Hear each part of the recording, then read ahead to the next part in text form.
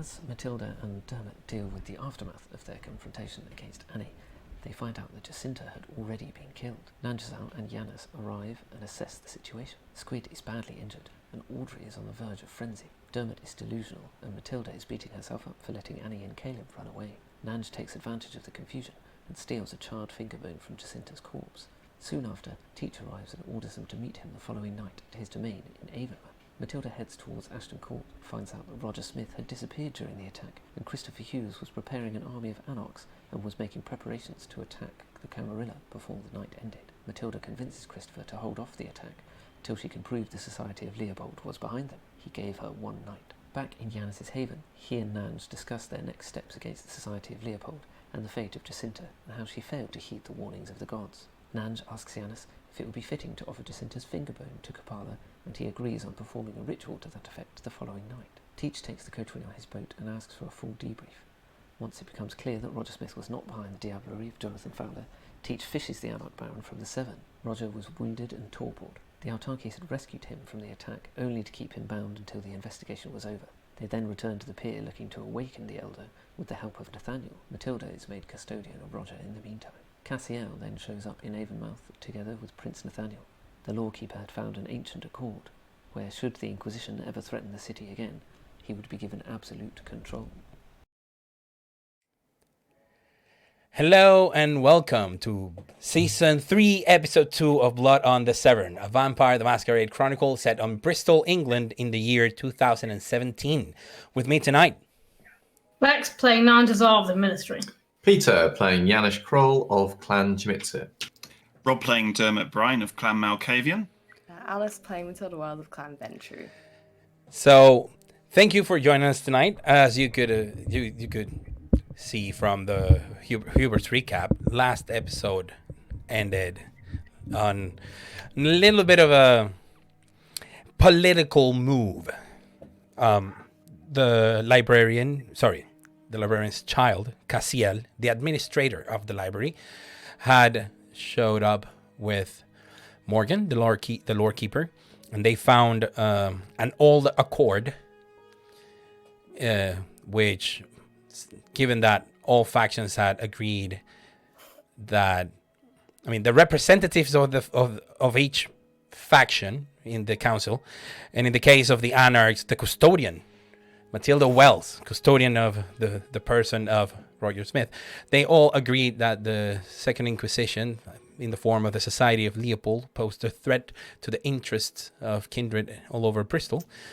This new accord is being put into place. Of course, Prince Nathaniel and Teach did not sign that. This predates the new accords which they did sign, but this gives complete control of the city to the librarian.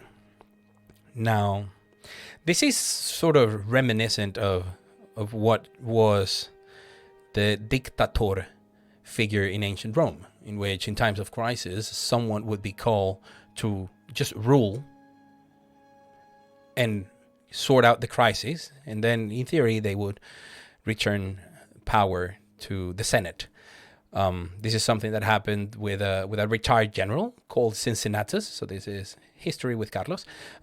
Cincinnatus, the reason why the city of Cincinnati is called that, was a retired general who in times of crisis was called, and he was made dictator, dictating the future of Rome and what they needed to do. And then when he did that, he went back to retirement into his farm and his fields, and Senate returned power. Of course, not every dictator returns, hands back power. But in this case, it is the Inquisition, and it's called the Second Inquisition because there was a first one, and because of the first one, it was that this accord was written. Now you are all, the coterie are all still in Avonmouth, in Teach's office. You are joined by Prince Nathaniel of the Camarilla, Teach, Master of Trade of the Autarkies, Cassiel, Administrator of the Library, the Lore Keeper, and right now, Nathaniel seems troubled and concerned. I do not believe we should hasten in this decision. Roger is soon to be with us, and he definitely will have something to say on the matter. And Teach says, like, aye, not only him. I do too. Why wasn't this ratified in the new accords? Cassiel just says, the protocol has been observed, and the forms have been followed. Are you saying you refuse to acknowledge this accord being put in place? For it has already happened. It's been done, and we bear witness of all factions. Well, that ain't convenient, ain't it? Nathaniel is just really, like, Dermot can feel this. Nathaniel is really hesitant to even engaging in a sort of conversation, as if more pressing matters are in his mind.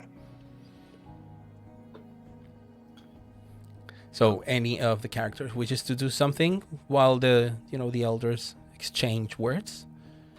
I'll just say,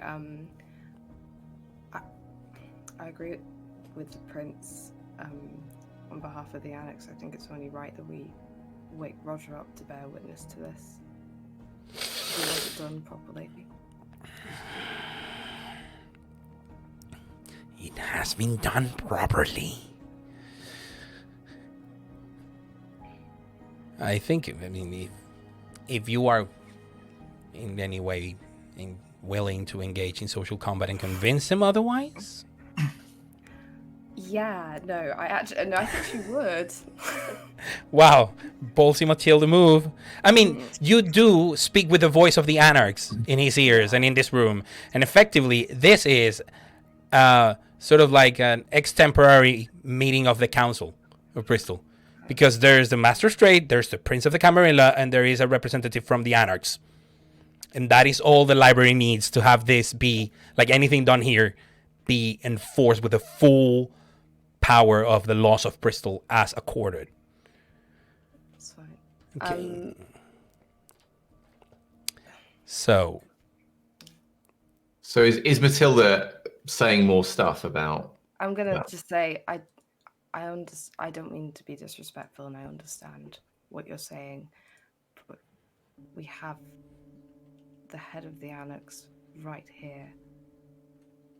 I think we need to wake him up before we do anything else. Would you not agree? Okay. The time to wake him up was before you made your decision. If we do not follow the laws set down by the Accords, then Bristol will fall apart. The agreements are there for a reason, and we all abide by them. Surely all of you were present when these decisions were made. Surely Roger Smith, as someone who signed that accord, would agree more than anyone else here. Okay. Daniel Dermot, do you intervene, or do you just play out in the background? Because this sounds like my healthy social pool. No, I don't think so. no. This is social combat between Matilda and Cassiel.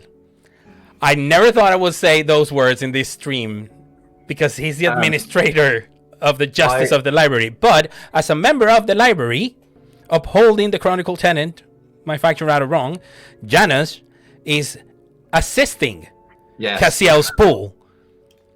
Oh, Cassiel's pool. Yes, Yeah. not yours. Yeah. He's assisting I don't know Cassiel. if you heard what I just said, but it wasn't in your support. I'm really sorry. I was supporting Cassiel. Although the prince does agree with Matilda, so he's assisting you. So I just want to see who is assisting whom, if at all, if anyone. Of course, there is a limit to how many people and how much assistance can be provided in these cases. But so far, it looks like Matilda is being supported by the Prince of the Camarilla and the Master of Trade, which is kind of odd because... If she's being supported by Teach, then I'm supporting her. Yeah, well, Teach is not supporting her directly. Teach is just saying he's going against Cassiel. He's basically saying, I want to recount, or let's wait for Roger, or let's let cool heads prevail. So there's 2 people assisting Matilda, 1 person in the form of Janus assisting Cassiel. Anyone else wants to pitch in? Yeah, I think Donald at this point will kind of squeak in with a. I don't mean any disrespect either, but I mean it seems, as I'm not one of the people obviously making a decision here, that these individuals didn't really make a decision in the full understanding or knowledge of this particular accord.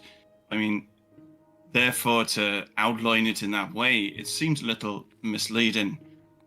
And the only person who did have full knowledge seems to conveniently be lying on the floor and unavailable at this time. So, I don't know. It seems to me that there seems to have been some... I know you followed the proper protocols and everything, but it kind of went against the spirit of it all. Morgan is the one who speaks. And oddly enough, she puts a hand on Cassiel's arm before she does so. More of an acknowledgement, as in, may I speak, And he just nods. She says, there is no precedent of proper form and protocol being followed and then broken since the first accords were signed in 1647. This will set a very dangerous precedent because the accords is what we use to uphold every other law, including privacy over boons, domain, rights of dominion, right to embrace. All of them sit squarely in an agreement to uphold the law. Seems to me, though, that if the Accords were signed after this document, then waking up the librarian ain't going to know about him, is he? So he ain't going to alter them either. So it seems to me like there's some sort of issue there. And the only person what knows what's in both of them is Roger. So if Roger is awoken, and Cassiel, you got your document signed, what means that Roger wakes up and he says nothing different, you can go wake the librarian regardless. It's a matter of a moment to do this and get it sorted out. But it is not a matter of whether Roger ratifies this or not. It is a matter of whether the Accords are obeyed. By taking this stance, then you are all saying you do not believe the library, you do not believe what is written in that Accord, you do not believe the lawkeeper. That is a very serious statement to make. I'm not arguing that at all. I'm saying I don't think Matilda had the right to speak for Roger because Roger was here on his own recognizance. And that means that what she said doesn't count for this, so your protocol hasn't been finished. What I do believe as well is that despite, maybe questioning an accord like this is unprecedented, but this law in itself is unprecedented. We've never had to use it. I don't think there's anything wrong with giving extra caution to the actions that we take in the next 10 minutes. I think it's, if anything, reckless not to. Okay, it's time to roll dice. So Matilda. So, okay, can I... this sounds like a charisma plus persuasion roll. You're just trying to convince him of this. So, Dermot, what is your perception? My persuasion is 2. That gives you a die. Nanjusil is pitching in as well. on the side of Matilda. Yeah. Sadly, she does not have the skill, but she does have politics, which is enough to give 1 die. So far you have 2 dice. Okay. Yeah, but the big guns are coming. Now the big guns are coming. Other people in And also according to our own rules, sort of like house rules. So you will get a success from Prince Nathaniel. Okay. For his persuasion is, well, as a prince of the Camarilla, should be 3 or more. Okay. And you will also gain a success, which will be an automatic 10 from the Master of Trade, who is probably one of the hardest negotiators you will find amongst the kindred population in Bristol. Okay. So you will do your normal roll with 2 dice, and then we add the successes. Cassiel, on the other hand, will have, what is Janish's persuasion? 3. So he'll get a success from Janish, and then whatever bonus is relevant from Morgan. Okay. Charisma plus persuasion, is that right? Yeah. Are you rousing the blood? Yeah, I probably should. Yeah, I would. Yeah, and then another dice then, so 3. If you rouse the blood, you get 2 dice. Oh, 2 dice, wonderful. So that's 4. Oh, this is so scary.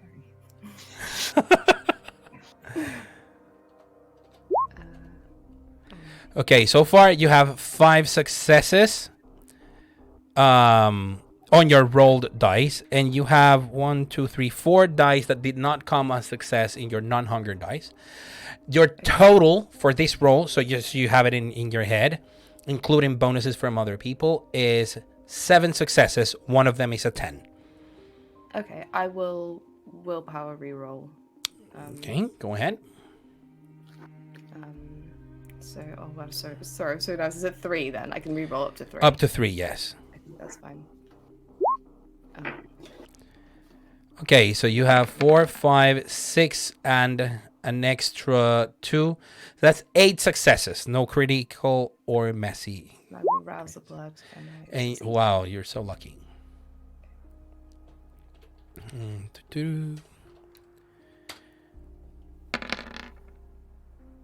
Okay, so come on, Cassiel. I'm about to get fucking steamrolled. Don't know.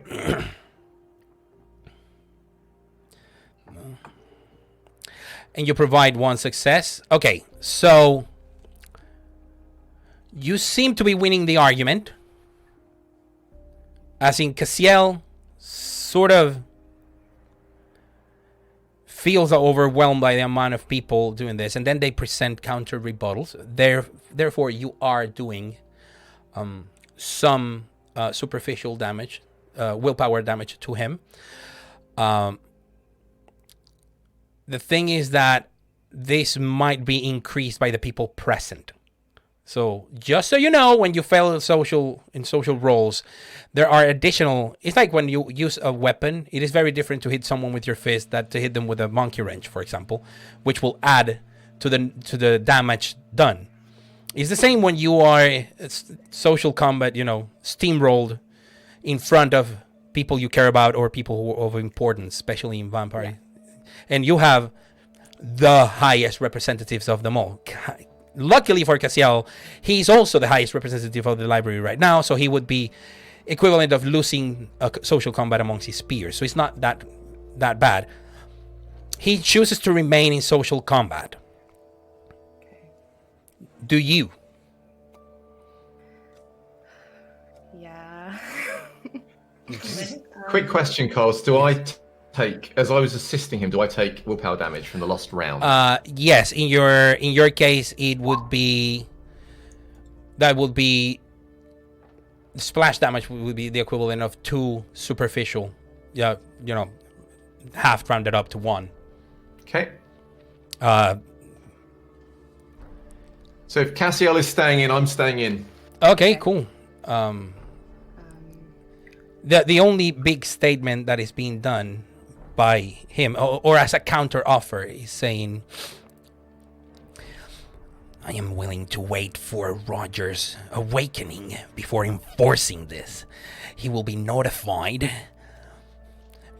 but he should have no power in actually changing the law. An agreement could be made on the ways it is initiated as the first instance of the law being executed. But the law should be observed. At least he's offering you that.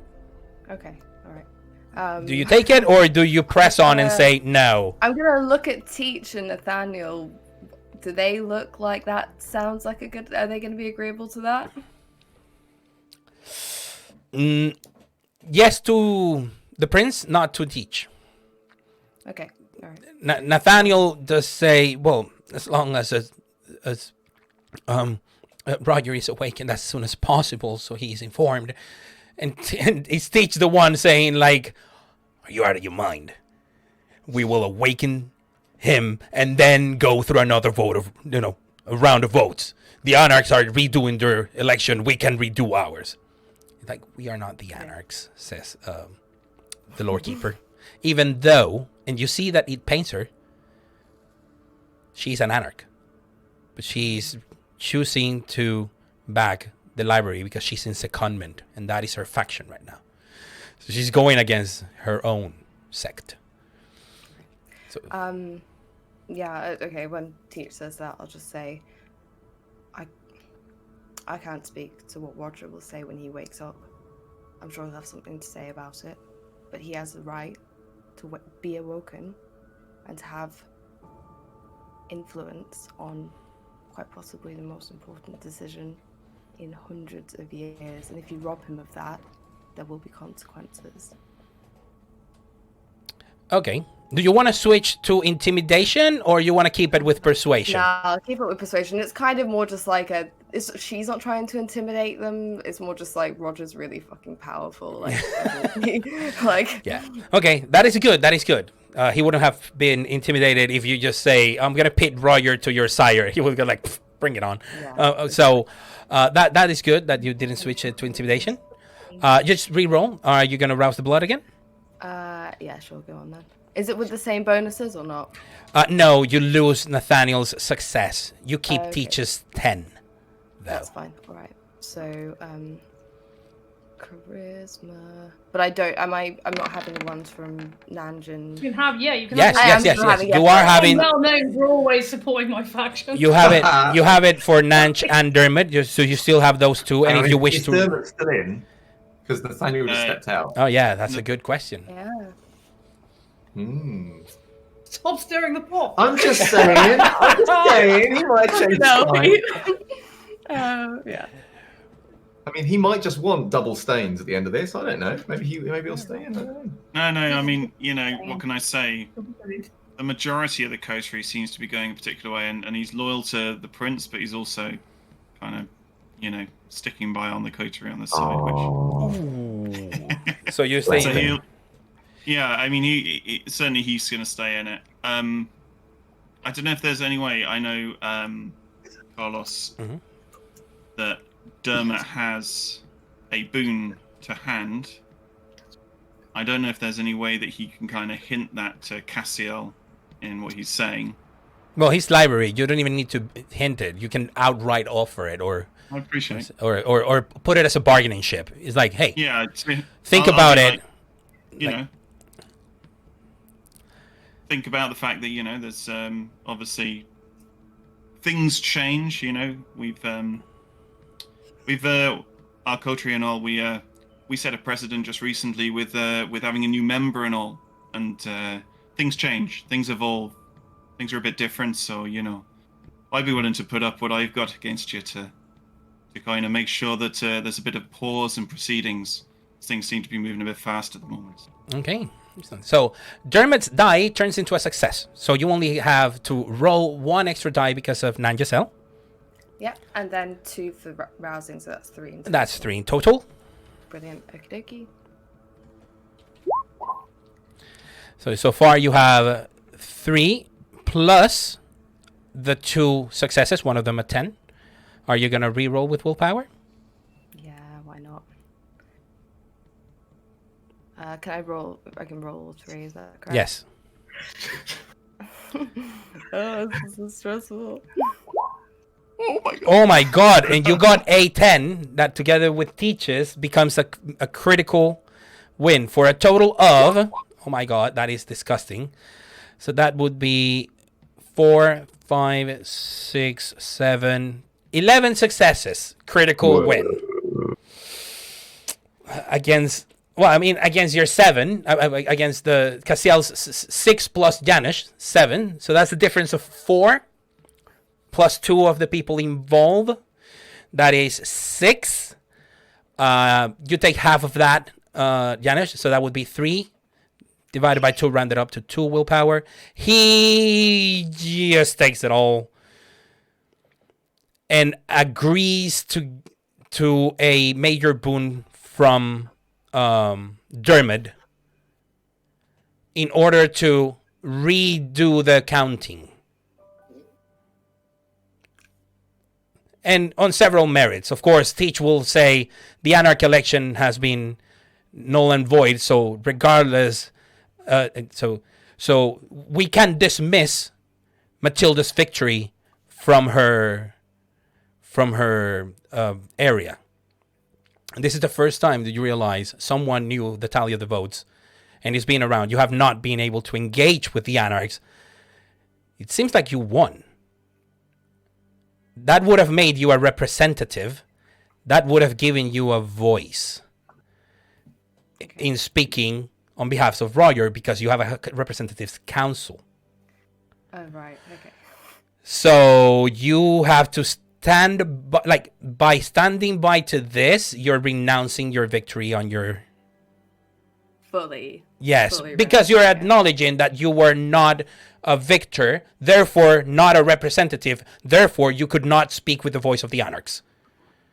So basically you are committing a little bit of political suicide in the short term by saying, I'm going to call an actual representative because I am not one.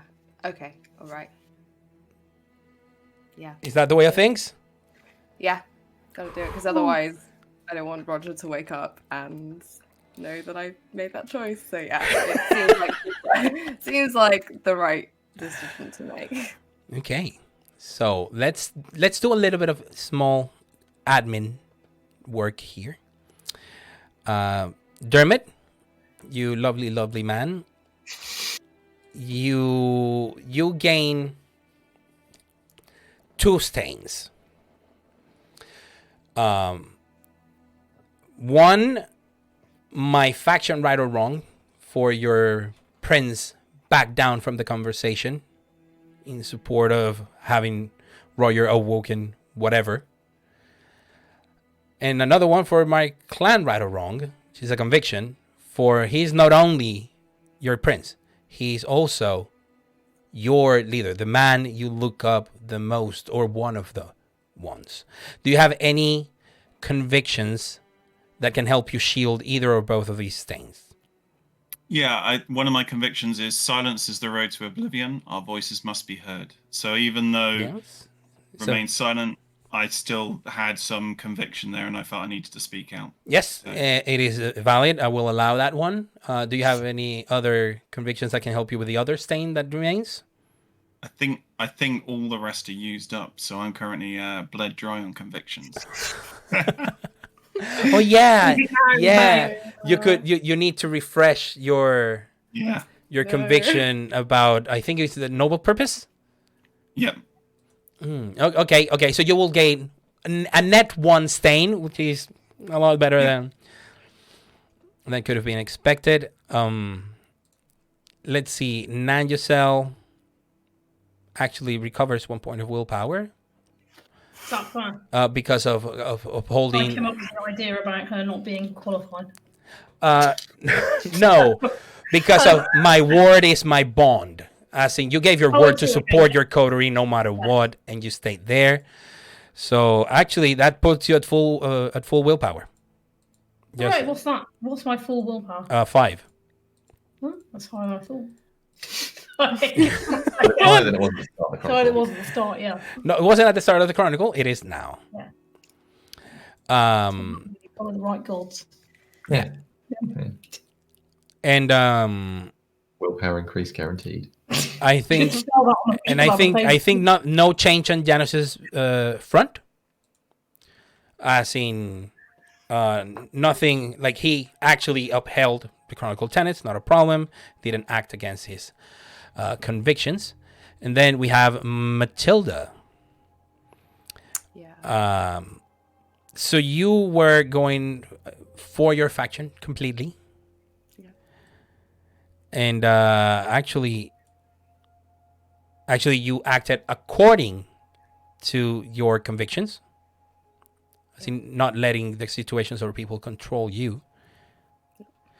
So you have one of two choices. Either you regain 1 willpower, or you refresh your conviction of not being controlling. You have not had an engagement with your touchstone, but this is significant enough. I will refresh my conviction, I think. Oh, someone is expecting to gain more stains. Yeah. Again. That doesn't mean that you can circumvent that entirely. That means that you can use it a second time before you need to refresh it. That is all. That's fine, yeah. But you will need at some point, you feel now the need to at least engage in a meaningful way, not from afar, but preferably in a personal way with Ayesha, your touchstone. Okay? So Cassiel gives in. Morgan looks very disturbed by this. But Nathaniel is brought to the boat and taken downstairs in the where Roger is put to sleep. Matilda is also brought in. It's actually the only person, and of course they say this boat is Teach's domain. It's just the 4 of you. Well, 5 if you count the unconscious person next to you, who you know will not survive the night. I will just stand there and wait for the inevitable to happen. Yeah, so of course Nathaniel is probably one of the few people that has a strong enough blood to awaken Roger. And it does happen. You see him open up his impossibly green eyes. And then, reassured that all is fine, his body is still wounded, but he is given this man to feed from.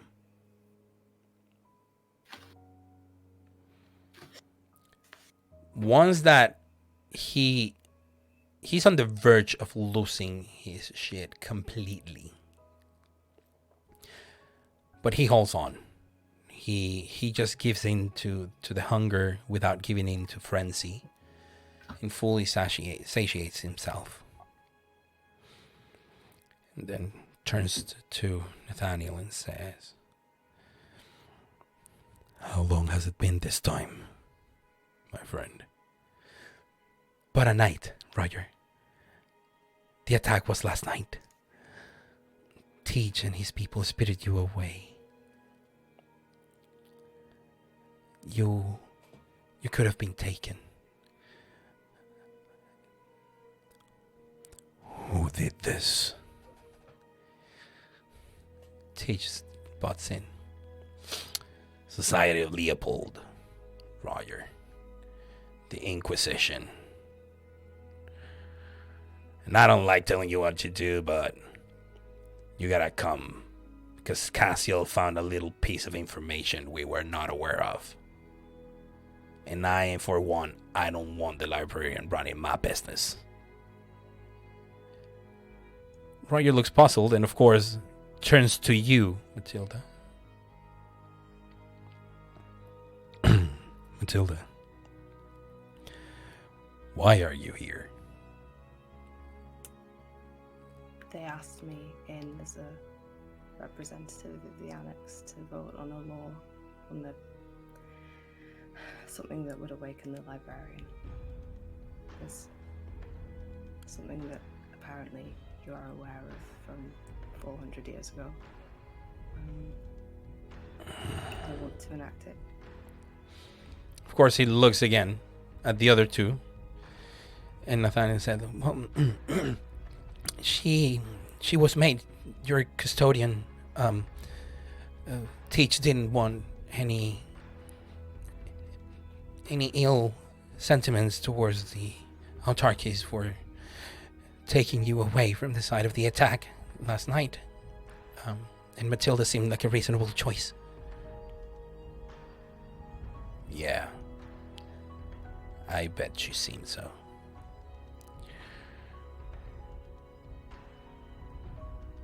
What do we know of the others? Christopher. The rest. Was I the only one attacked? No. There were other sites. The whole election was compromised. Jacinta is dead.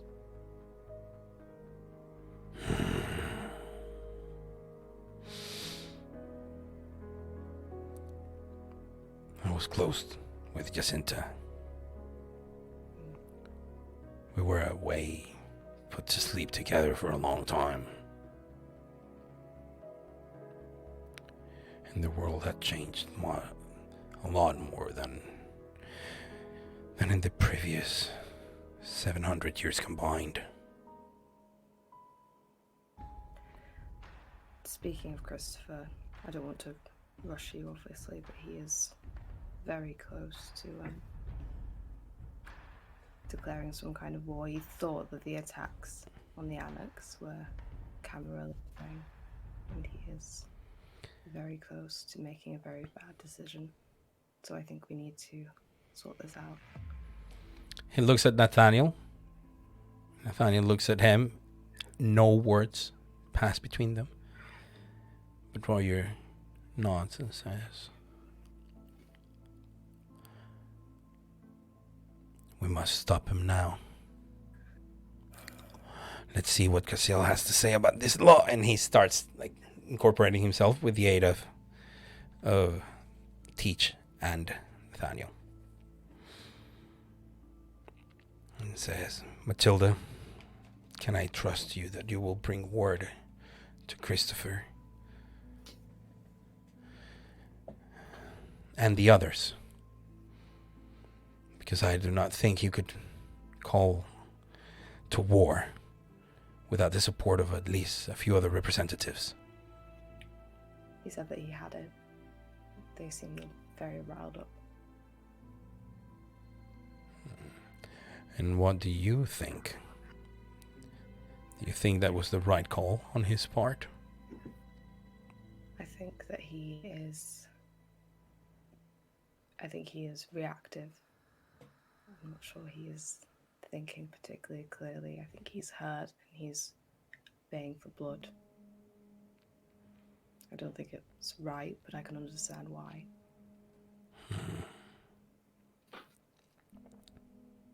If you want me to go to him after this is done, if you were going to stay here and sort this out, just let me know. Just say what you need. Will do. You reach the office, and Cassiel sees him, explains, shows again the accords. Morgan rereads it, and he looks at them and nods and says, yes, I remember that agreement.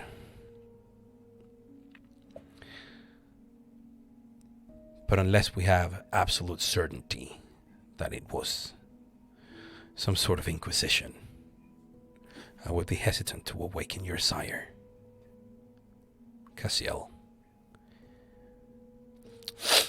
Well, all accounts we have point to that information.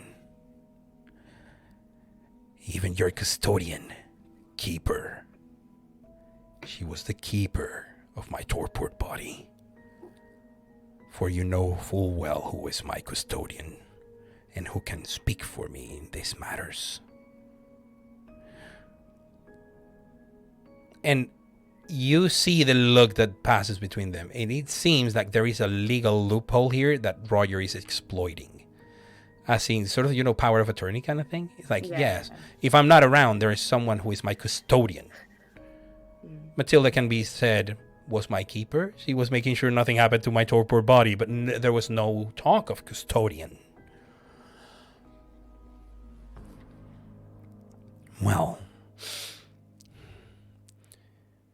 it was your keeper's coterie, the ones that found this information, and they swear it to be the Society.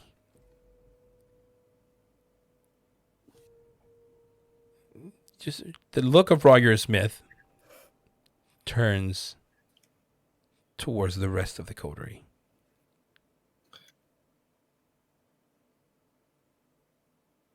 I'll say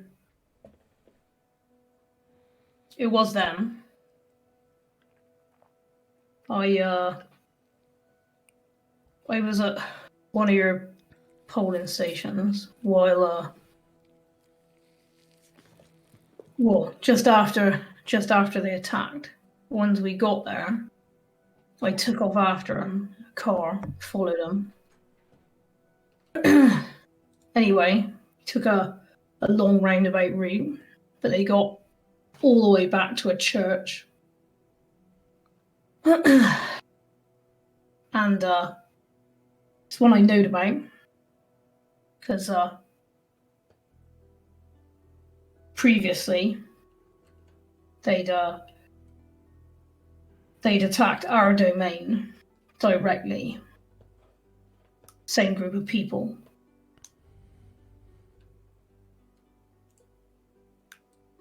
They didn't see me, but I'm as sure as I can be it's them.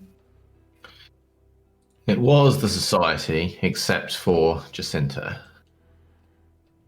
Her final death came at the hands of a Tremere. Assisted Turns by... to Nathaniel. Assisted by Caleb.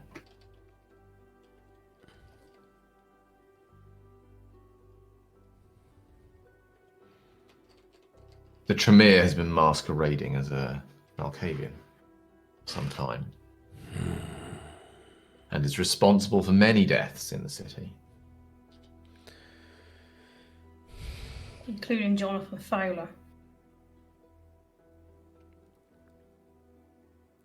It is possible that this Tremere may even, though we do not have proof of this, but may even have tipped off the Society as to the elections. That is something we are considering at the moment. Well,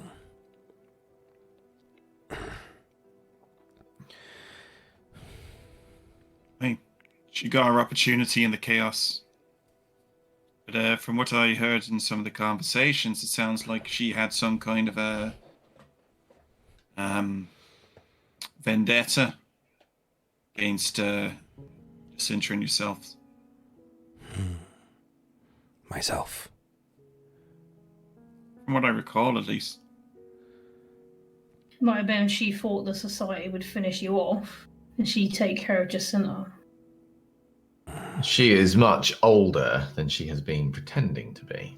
That much is clear. Aye, she's been lying to the cam. That's for sure. She's not our friend. Is there anyone you know of who fits this, who could have it out for you for all this time? She was here under the name of Annie. Don't know if you know about her.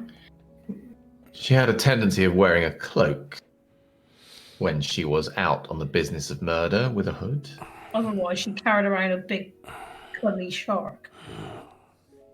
And Nathaniel just puts an arm over Roger's shoulders and says, I believe he needs a little time to process this. Old enemies and old wounds cannot be reopened. Well, and the physical ones are still fresh, don't you think?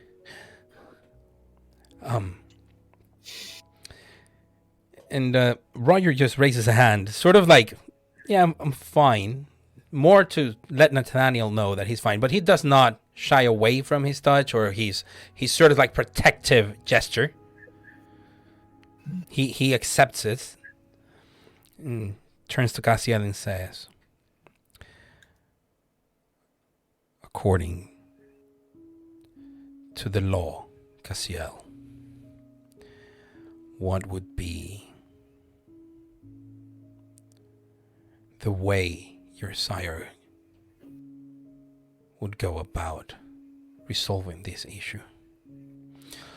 I have a vague recollection of this being signed, and I remember the eldest boon holder for some reason. Could you please refresh my memory? And he looks at Morgan. Morgan produces amongst the many papers, and she rustles them, and she says, yes, I do have here some of the annotations from these. So it had been proposed that it would be the boon holder, for he would balance out the registry across factions, so that minimizing the number of boons owed between them, and all outstanding boons would be cashed in immediately by the library in raising a task or a force. And it talks about more of an army, and she starts trying to explain it, and she's trying to translate old jargon to new jargon, basically.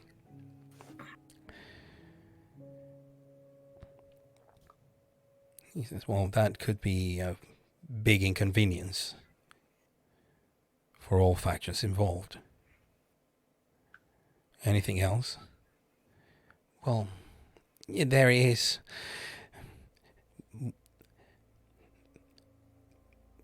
besides the need of someone to enforce all of his laws, he would lock down all territories and preclude any transit.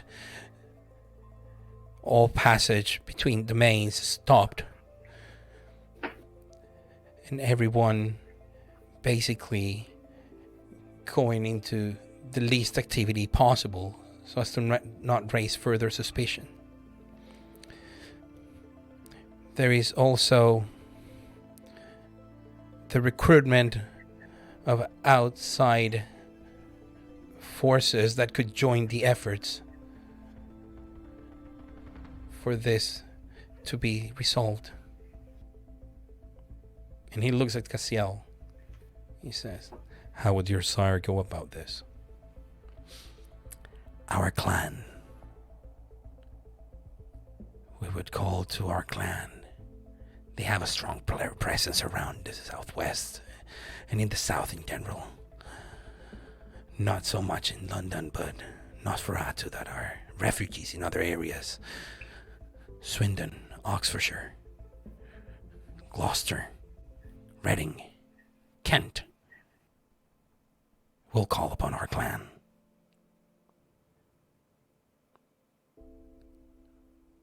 Would your clan be enough? Well, I do believe my sire would awaken the others as well. He's all brothers in arms. And that's when Roger pauses. And Teach says, what are you talking about? What is he talking about, Roger? Who's this brother? Who brothers? Who what? What the fuck is going on? My sire fought against the First Inquisition. There were many who were trying to survive. Some of them swore an oath for this reason exactly. My sire would awaken them and bring them to the fight. Well, I'm not sure I'm feeling comfortable having 3 more elders being awoken into the city. Do we even know which sector they follow? This kindred preclude the Camarilla itself. Oh, hell no. I wouldn't have that.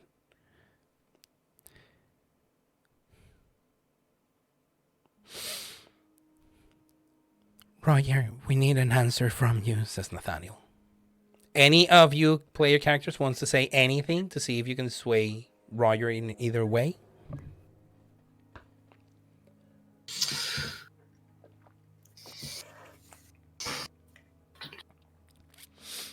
I mean, still got a few willpower points left to lose. I'll say,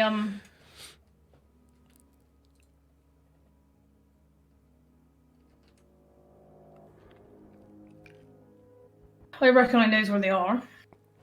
There's about 8 of them. I reckon a group of people in this room could sort them out. Without us having to bother the librarian or wake him to do it. It wouldn't even need to take all of you. It would have, but so for whatever it's worth,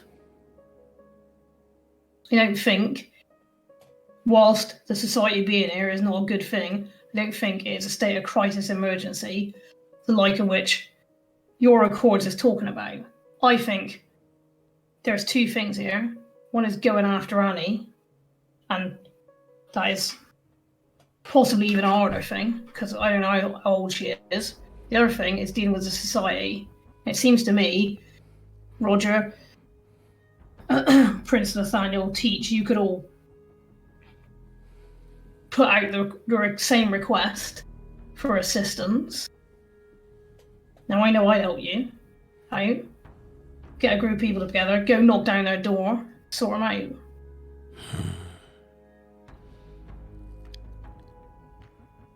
Seems like we don't need a librarian to do it. But I agree with Nanch. we do. Go on, sorry. I think we should we should consider the possibility that we can take care of this in-house before we escalate things. Aye, it feels like the bloody Cuban Missile Crisis all over again. This is dealing with it in-house.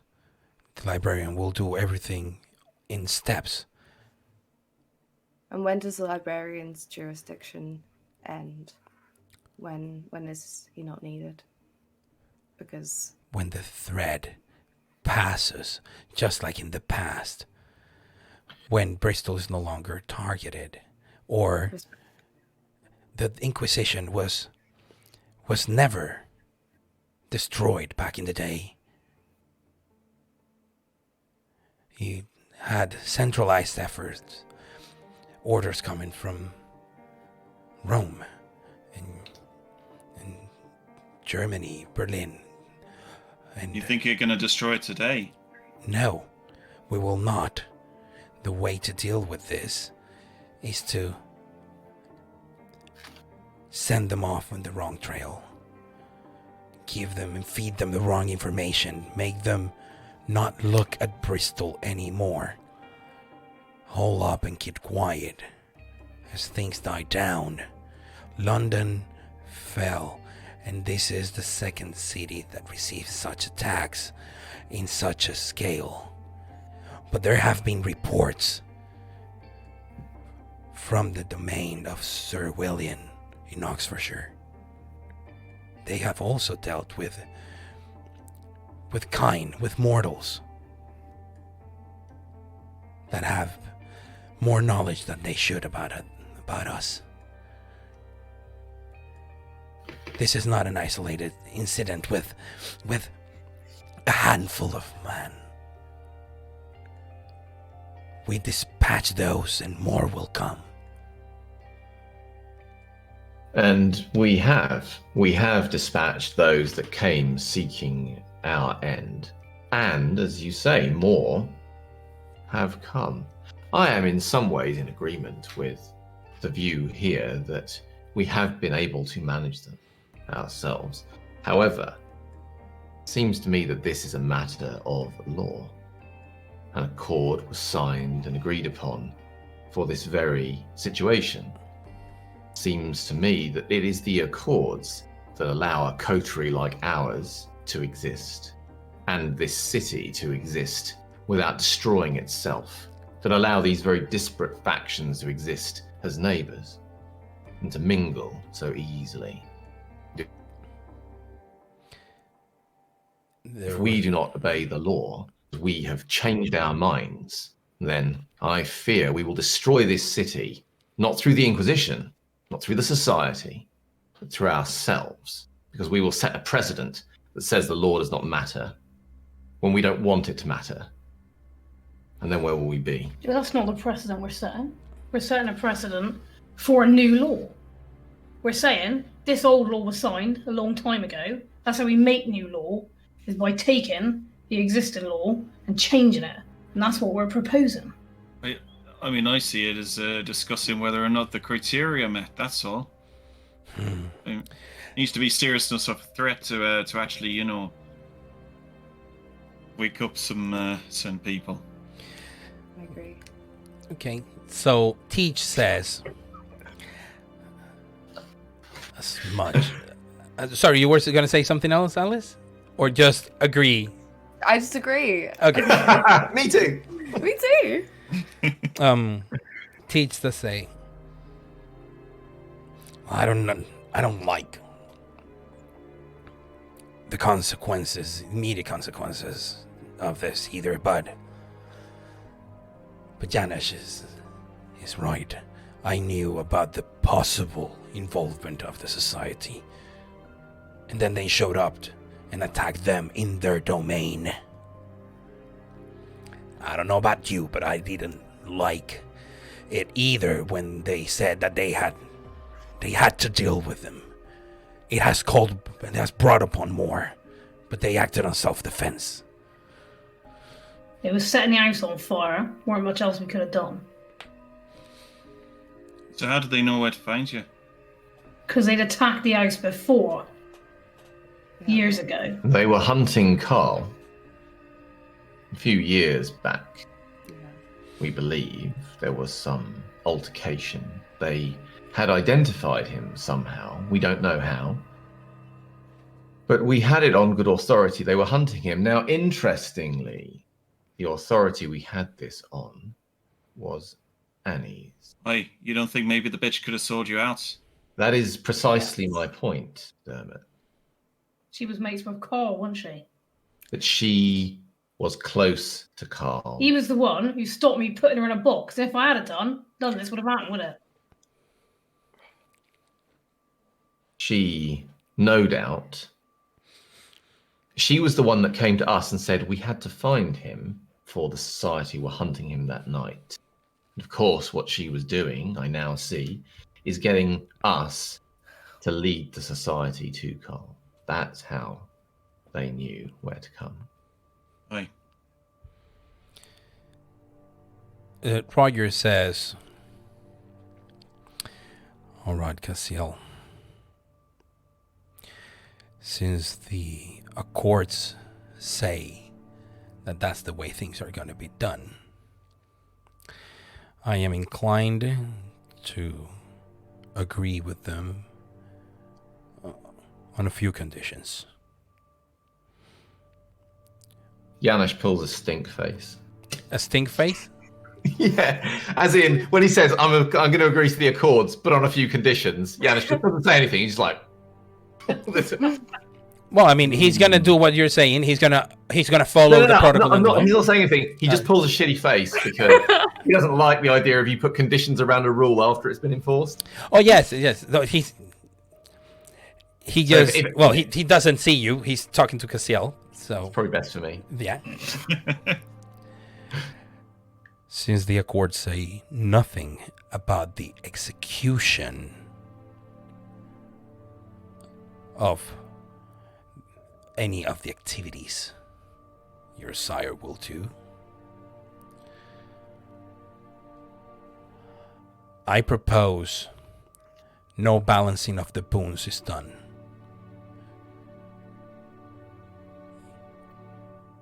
We have formed multi-faction coteries. They should be neutral. No need to balance out boons, create chaos, and then call upon the boons that are outstanding to raise an army of sorts. I agree we should not leave our domains. I agree we should remain in our territories, not draw attention to ourselves. But the multi-faction coteries could be used for this purpose. Therefore, all factions can be equally involved in them. I also say that the awakening of your sire's companions is not under the agreements under the law. So it should be a last resort.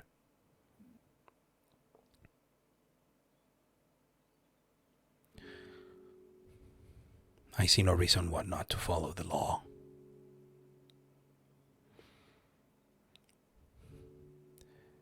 And I believe my blood is the only one strong enough to awaken your sire. So we should get going.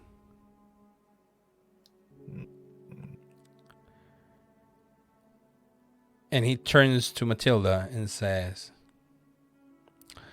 "You are my keeper. Might as well keep the title for the rest of the evening. Go now to Ashton Court with someone who will vouch for you."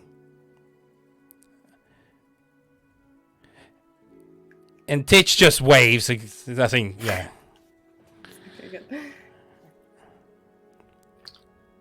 Stop, Christopher. At any means. And at that, Titch does smile. Anything you want to do? Because the people are leaving now. So Yanush will try and get Cassiel's attention and say, Cassiel, when your sire is awake once more, I will need to speak with him, as there are certain accords that must be discussed and how they are affected by this new state of law. Agreed. He will also want the information you have on the society. Yeah. I will send one of my brood to let you know as to when he can see you. Thank you. And with that, Cassiel and Morgan make preparations to leave, accompanied by Nathaniel and Roger, who will awaken the librarian tonight. Carlos? Yes? Before Nathaniel leaves, are we able to peg him away for just a second with the coterie to try and get his help with the earring? oh, yeah. Yes, absolutely. Yeah. Of Have course, someone remember what we're here for. he had forgotten about this completely. He had forgotten, and he said, "Oh, yes, absolutely. Yes." So he stays behind with the four of you, nobody else.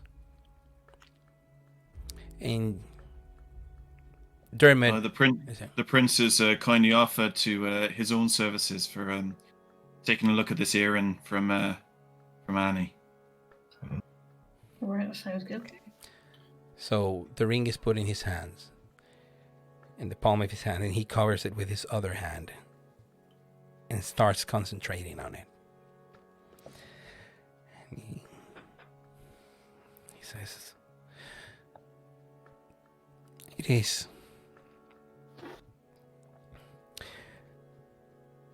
strange. It is very strange. This earring. It is not an old thing,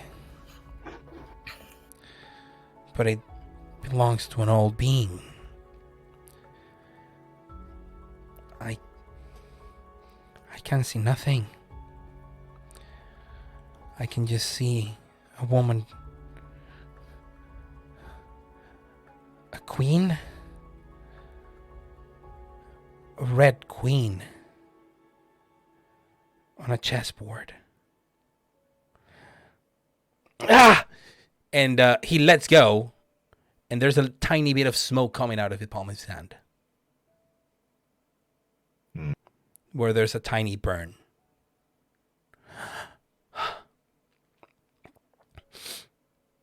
She has magical protections in place. Just what you expect from a Tremere. Foul art they practice. So we need to get after her and get her sorted. Protections from seeing her, finding her. Yes. She Beck. is knowledgeable of the arts of the blood. She probably is a master of them herself. To have such knowledge of this means that somehow she can do the same, or at least has studied it well enough. Do you think, Prince Nathaniel, that she will have been kind enough to weave such protections about her lover, Caleb? It seems to me that if we find him, we will find her. I need to speak to Obasi about this, but yes, it is unlikely that she has extended them. But who knows? What if it's only a one-way thing, though? Well, he's besotted with her, right? Yes. But what if she don't give a damn about him? Then she might not. He might not know where she's to. Doesn't really matter as long as he's a tool to get to her. Right, but what I'm saying is she might have cut him off after tonight. Right. She might, it's true. But he should still... apologies. No, he's known her for 5 years. I mean, even if she has cut him off, he'll know more than we do, which is... Let's not forget, to her, he's likely nothing in terms of age, right? So, once he's fulfilled his purpose, she might not care about him. And over and above that, even if she's got all the magical protection in the world, what she might not have is protection against normal worldly things, right? This is true. So as if we can find out kind of places where she might have needed to go, or how far she could have got in a certain time. I don't know if you would do that, Dermot. Then, definitely, Tarkus, and certainly me, can go about sorting out a search pattern to find her. Well, I think this is a very good idea, but we must also find Caleb, for he must be punished for what he has done. This is a very complicated situation. I will communicate this to the others in the council. It's just uncertain how Obasi will react to this news. Nathaniel. Yes. Sorry, if I might. Is there a chance that in telling Obasi about this, you we might be able to delay it or otherwise do it at a different, more specific time? Do you fear communications? Caleb, knowing his sire, could intercept any communications or be aware of what we are doing through his sire? Right. I had a thought is all, but I need time to think it through, and it seems like we don't have that, so never mind. There are greater things happening here in Bristol. I would be willing to consider your proposal. Perhaps if we talk before the night is done. Right. Tell the only Dermot to thing sit me is, out. I appreciate that, Your Honour. Okay. You just tie up somewhat with everything else that's going on, though. If she's trying to use society to try and attack us and all, then cutting the head off of her probably go a long way to maybe helping keep them off our backs too. If she has been feeding information to the society, then she is a threat. She is. For sure. I must leave. Thanks. And he just steps around the earring, who has been in the floor, a little charred. He just looks at it weirdly, and he just, soothes the palm of his hand. Mate, have you got time for a word? Yeah. Like now? Yeah. Yeah. I'll step to the side with her. Yep. I'll say, here's my thinking. O'Bassey's got you under the cosh for a life boon. His child has just committed an offence, what he could be murdered for. How about we get Nathaniel to strike off your boon, since you were the party to finding this out, and then we go easier on Caleb. We put that to It's your route out of this. Put that to Nathaniel, put it to O'Bassey to see. Are you saying we go to O'Bassey first, or we talk to Nathaniel about it? It's a tricky one. I don't know which one. I 'Cause reckon we could ask for an audience with O'Bassey and put it to him. I don't necessarily. Nathaniel's right about one thing. Don't know how O'Bassey's going to react. I think we need Nathaniel with us to stop O'Bassey just murdering the pair of us. I also think got to tell this to Dermot and Janusz, because you ain't done it yet. Yeah. But there is never going to be a better chance to get out from under this. O'Bassey's in the shit if this comes out about Caleb. The way we could put it is to say that it's the child of a primogen. It's big shit. It puts him in a very compromised position, because if Caleb's been doing this for the last 5 years and he hasn't known about it, then O'Bassey looks weak. So we need to talk to O'Bassey ideally and be in the room. Perhaps we phrase it like we want to deliver the information personally, because Or we tell him we've got this on Caleb and we get rid of a lot of it in exchange for him paying off that boon or something. yeah, we should tell the others. Right. So we'll come back to where these guys are, and I'll leave it to Matilda to explain what she wants to. I'll say, right. There's a situation with O'Bassey and I, in that when I arrived here, it was under tricky circumstances. How personal is this situation, Matilda? Quite. Do you wish to have this conversation somewhere else? Are we being watched? I'm assuming we're on Teacher's ship at the moment. Okay, we are. Teacher's shit, probably. Yes, you are.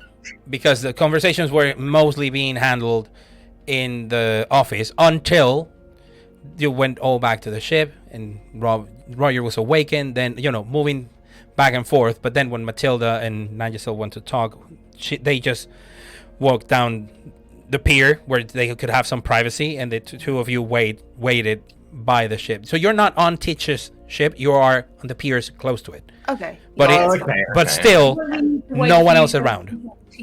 Sorry? You're going to Ashton Court. I need to go back to teach anyway. Yeah. I'll say it's fine. I don't think anyone is watching. Very well. No, it's fine.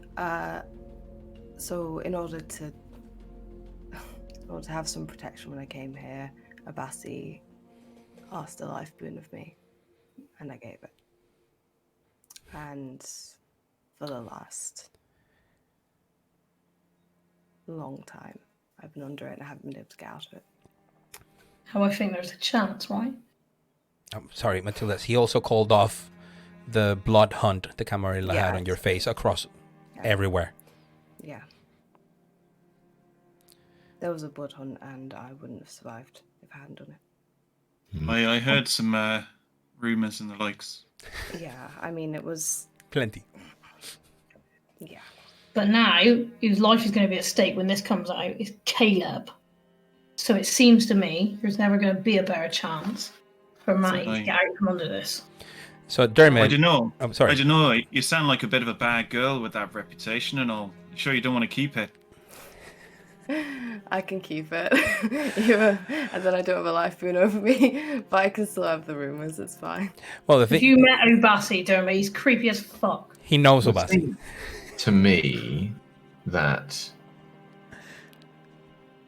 And Caleb, however this resolves, is going to suffer. The question is how discreetly it happens. And I imagine Abassi will hope we are very discreet. Right. As you say, if this was to come out. So, Dermot, you will know that Caleb was a recognized neonate. Therefore, the tradition of progeny no longer would apply to Abassi. Unless he was given the option. So therefore, he's been sort of released. So there is no real implications other than reputational implications, as Janusz pointed out. But you will know that is pretty much the extent of it. Is how much Abassi would care for any reputational damage. You will also know of the myriad of rumors around Matilda. Like the insane amount of information you've received, conflicting and not, about her embracing children without permission, or going against anarchs, diablerizing old elders, old vampires, being blood hunted in several domains. You don't know what's true and what's not. I would say, though, that he may not see this as worth a life boon. As in, he may be willing to reduce the boon he holds over you. Aye. Before But a he mage agrees. is much better than life. Right. At this point, I'd take it. And that don't mean we can't work on getting rid of the rest of it, right? I think the chances of...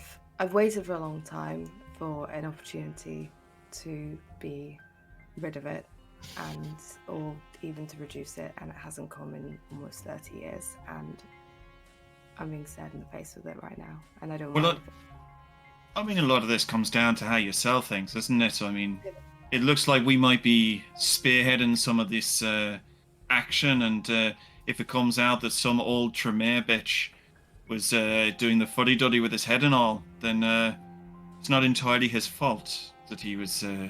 that could save a lot of reputational issues if he was... If it was known about. And on the other hand, we know that Caleb initiated contact with Annie as well through the time that we were in, when he was living with us. So, I mean, if we chose to push it that way, then Abassi's doesn't look very good. It doesn't look terrible to Caleb. It's like he's the one who initiated it all, as opposed to being the victim. I think that's how we phrase it. Is Well, you just need to be really careful with them, like Primogen. They're all... I know. You get a little bit touchy. Figure we can ask Nathaniel to help us, right? Because after all, if we rocks up there on our own, there's nothing to stop Abassi ripping a pair of our heads off, is there? Yeah, but Perhaps. I do agree. The only problem is I'm not sure Nathaniel would take particularly well to us. Well, he I'm needs not to really remain manipulating somewhat something. impartial. I mean, Perhaps it might do well, not only Matilda, that you might promise him to be discreet yourself, but perhaps you might persuade your coterie, those in the other factions, particularly those that have been hunting the killer of Jonathan Fowler all these years, and have often been commented on for not letting it go, who now they have finally learned that Caleb was involved, are ready to take this whole business to the highest echelons. Roger, teach. Yes. You could I mean, say it's not that he wasn't also a boon breaker and all with The good old Reggie as well. I believe Yeah. the Vauntry take that to heart, don't they? You could suggest that you, of course, knowing us well, might be able to mollify us. So it's not just your discretion, but you are stopping us from taking action. And who knows if the librarian might not think a rogue Tremere is a big threat as well. Needs something doing with. Along with all her bits and pieces. Yeah, you're right. I think there's enough there to make Abassi sit up and listen. Fine. Okay. All right, then we ask for a meeting with him then, and for Nathaniel to be there, so he doesn't Right on. take our heart.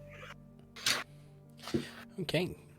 So, what are the next steps? The night is not young by any means. It's a little past midnight. I mean, it's a little before midnight because you have been like moving around and having conversations, and you went on a little boating trip to retrieve the body of Roger. But it's before midnight, so I think we have one more scene before our break. And I don't know about you guys, but I would rather have that to be Matilda, Teach, and Christopher Hughes. Unless... Yeah, so I think I need to just eat. Okay. Okay, yeah. so you can... It doesn't need scene, but yeah. Yeah.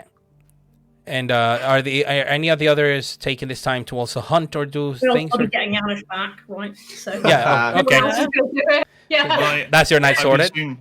I presume you'll need to... Matilda will need to take off with Teach, so I suppose I'll be getting the others back. Yeah, because the cars, yes, absolutely. Yeah. No, I'll make sure I pick up the earring as well. Just yes. verify we're not leaving that behind. Yeah. Okay. So I'm gonna play Matilda's scene with Christopher Hughes and Teach potentially. But if you think that between the three of you, a conversation could be had in the car on the way back, great. If not, we can move on, people doing their feats, and then continue on with other scenes after the break. So this takes us to right before the strike of midnight in Ashton Court. Is that when he said that? Sorry? Did Christopher Hughes set like a limit? Yeah. It's like basically you said Roger is on his way about an hour and a half ago. Or about an hour ago. And it's like, I mean, midnight comes, Roger's not here, she's going to hear from me. Okay, all right.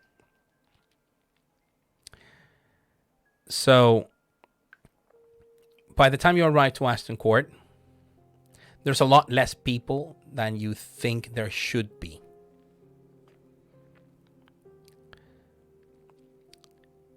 And initially, some people, given the rumors, just run at you and start asking you questions.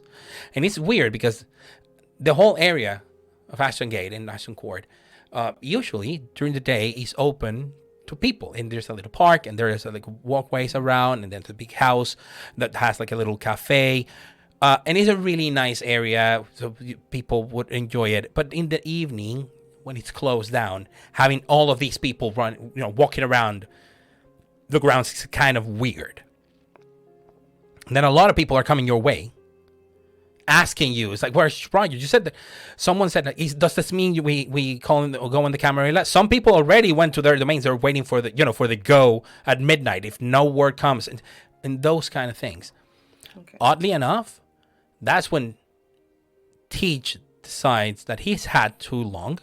He has too much because he was like behind you. He starts walking in front of people, like pushing them aside, grabs you by the arm. So do you argue with him? Because he's gonna start walking straight to Ashton Gate. Yeah, no, I know. Shoving people aside. I would have been halfway through just saying to someone like, it's fine, it's cool, and then he just pulls me along and I'll go. I mean, because you can resist if you want. It's just a matter of he has been through a lot tonight. And he wants this sorted before he can return to his business. I mean, I'll try and shake him off so it doesn't look like he's dragging me to Christopher. Okay, as long as you keep walking forwards behind. I'll keep walking in, like with him, just. Okay, not, like, so you frog march there. Yeah, so you sort of like let yourself be taken a few meters, and then you sort of like shake him off, and he just lets go, only to use that hand to push more people away. It's like, move. Important business. Get out. Don't make me smack you. And people start like recognizing the person behind you is not like a normal, like any other anarch. It's freaking Teach. What is he doing here? Like a lot of people don't even meet with the guy ever. I'll just be giving people like the sort of hands up, like it's fine. It's fine. Just don't ask. It's like I'll tell you later. Okay. That kind of thing. So Christopher is there, still looking a little rough, but much better. His clothes are not tattered and destroyed like last night. It's like, hey, Chris. Says Roger, you have to stop. Tell him, Matilda. You're not to send anyone out for the Camarilla. You're not to do anything. See? Sorted. And he's like, you have no business here, Teach. I am witness. She is keeping something. I mean, the keeper? Yeah. That one. Yeah, keeper. Roger is... Oh, wait, he's in the middle of dealing with something. He will be coming here. If you send anyone out, you will be in serious trouble. I wouldn't recommend it. Please, don't do anything stupid, Christopher. He looks at Teach and says, why are you here again? This is an anarch matter. Hey, don't look at me, bitch. I was sent here as witness. I heard Roger said that.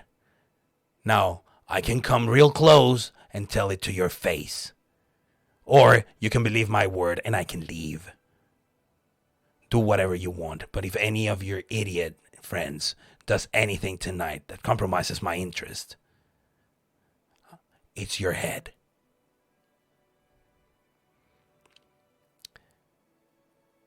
He turns to you and says, so this is how you deal with this.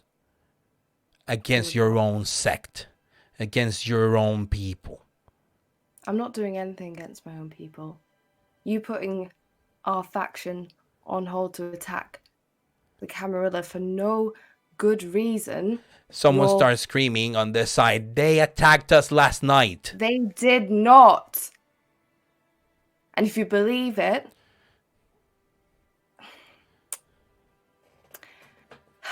who was it then? If not the Camarilla, who would attack us? Is this Christopher asking? No, people around. Like everybody has been told the Camarilla has been doing it. And anything around the Society of Leopold, you realize now, has been either shushed or it's being said like, oh no, that's a rumor. It was actually the Camarilla through the Society of Leopold. You know, whatever sounds like Society of Leopold, it's just the armed arm of the Camarilla.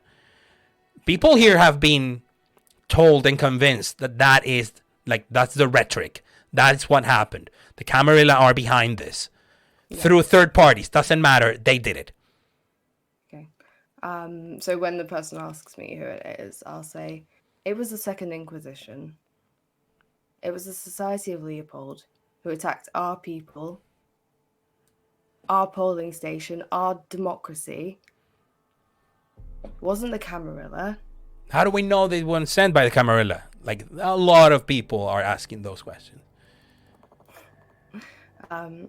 Teach just sees you, sees him, sees that no one is being attacked, and he says, my job here is done. And he starts walking away. Okay, fine. I'll let him go. Yeah, well, you try and stop him. Well, no. Bye.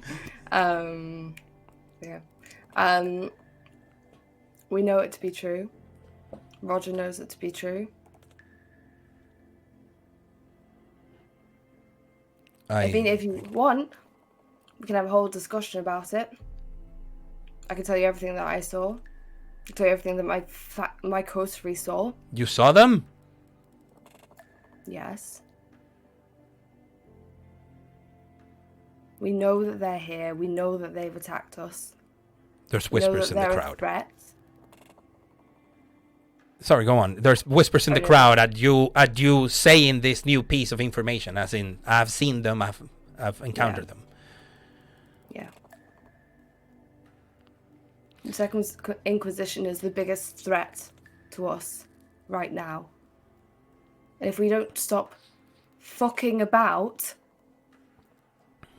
and almost starting wars that will destroy us, then they will capitalize on it.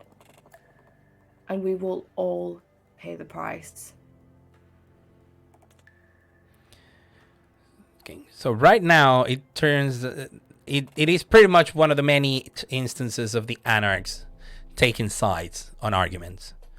And you see that Christopher is being backed by, of course, every single member of his clan, former faction, everybody who defected to Camarilla with him.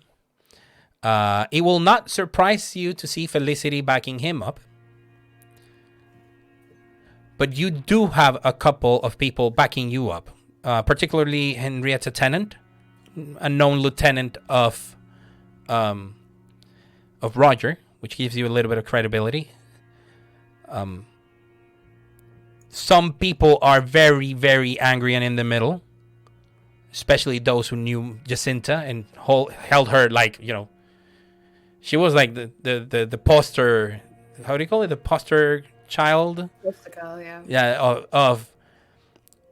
of how the Anarchs could also have a new start. She was sort of like a legend in life. And intentions are divided. You're providing not evidence, first-hand account of the Inquisition being there. So before we go on our break, I will ask you to do one charisma plus leadership roll. Simple, no modifiers. Just charisma plus leadership. Are you going to willpower that? Yeah. Excellent. You have exactly 3 dice that you can reroll. Okay. 1 second.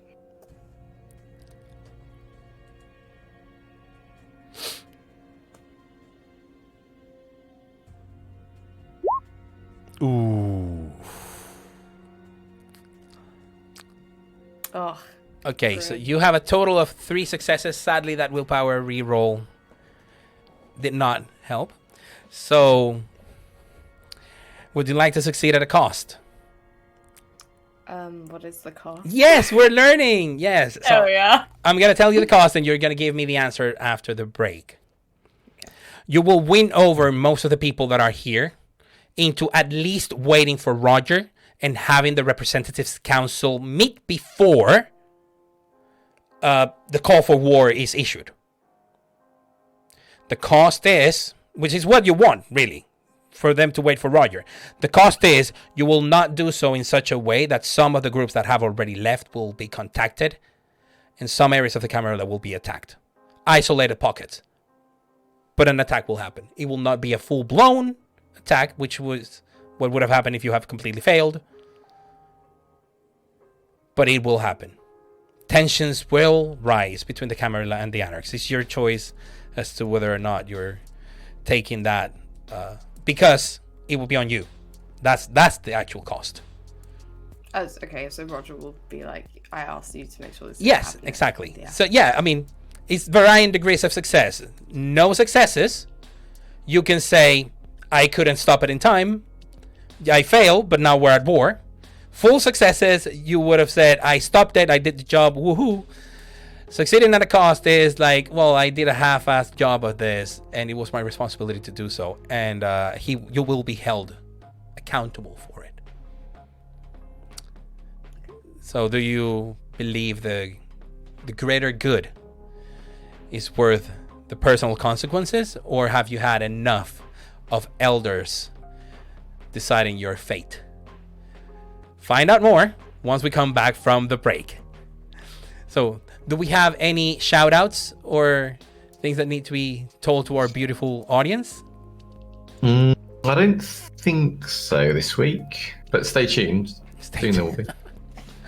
I always want to give shout outs to the people that makes all of this possible, and well, of course, to our viewers.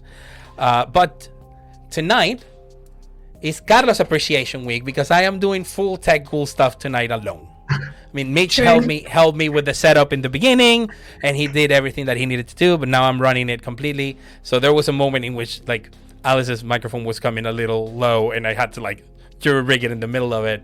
I hope I did a good job with that. Leave me more comments in the chat section. So Carlos Appreciation Week, he's one of the best tech ghouls around. Show him a lot of love. Go Carlos! He's the best, man. He's super. I mean, he's so hot and sexy. I mean, who said that? Well, it is... Well, I'm going to say 37 past 8. Let's say we will be back in in 15 minutes-ish. I am willing to give it a little leeway there. Join us back at 5 to 9, so that it is 18 minutes from now, if you are counting on the clock. If not, 5 to 9 UK time. And if you're watching on YouTube or listening to the podcast, we'll be right back. So just wait for our beautiful voices to come back. Bye. Bye. Bye.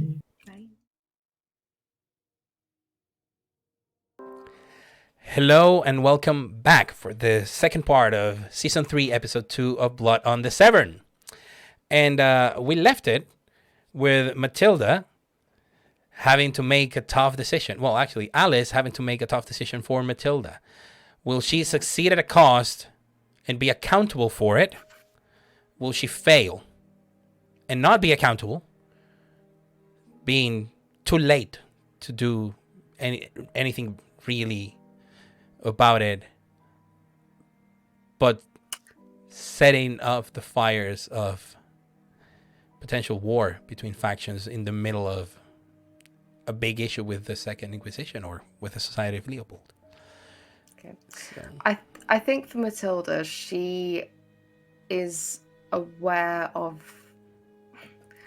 what people think of her, and she would rather be thought of as someone who was able to stop a conflict, even if Roger isn't super happy with the level of degree of success that she went to.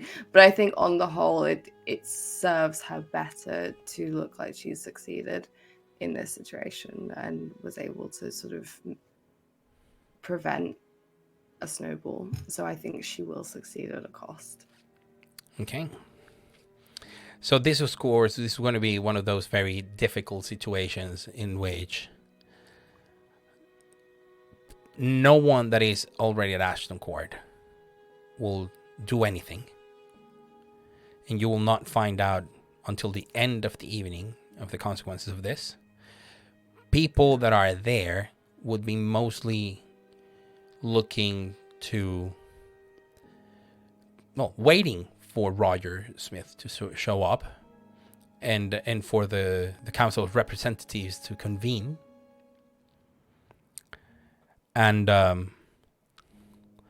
actually the conversation switches to who's going to be speaking on behalf of the BS16 area.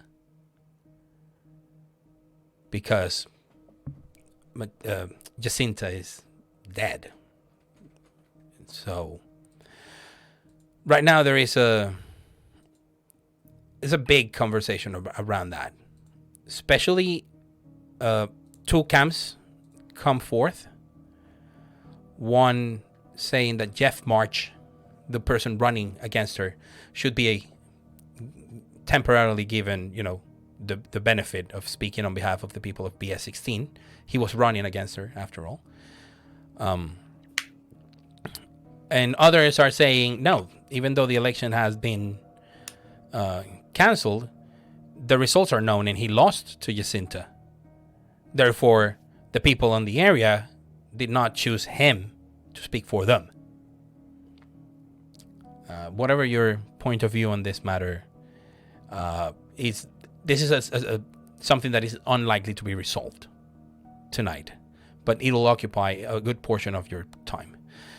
Of course, unbeknownst to you, some groups have already made their way earlier to Camarilla territory, and they have not been stopped. They jumped the gun. Now, back in the car, Janesh, Nangisel, and Dermot are going back to their domain, to Lockley's. So there's a conversation that takes place. On to you guys. Dermot, I had in mind this stuff about the society. Right. Got to find out as much as we can about them.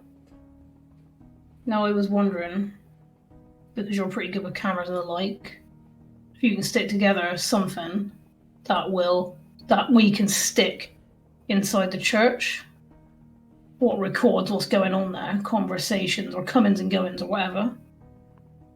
I reckon, I don't know how good you is with this sort of thing, but I reckon I could probably sneak in there and stick it. Or mind you, they don't know me, I don't think.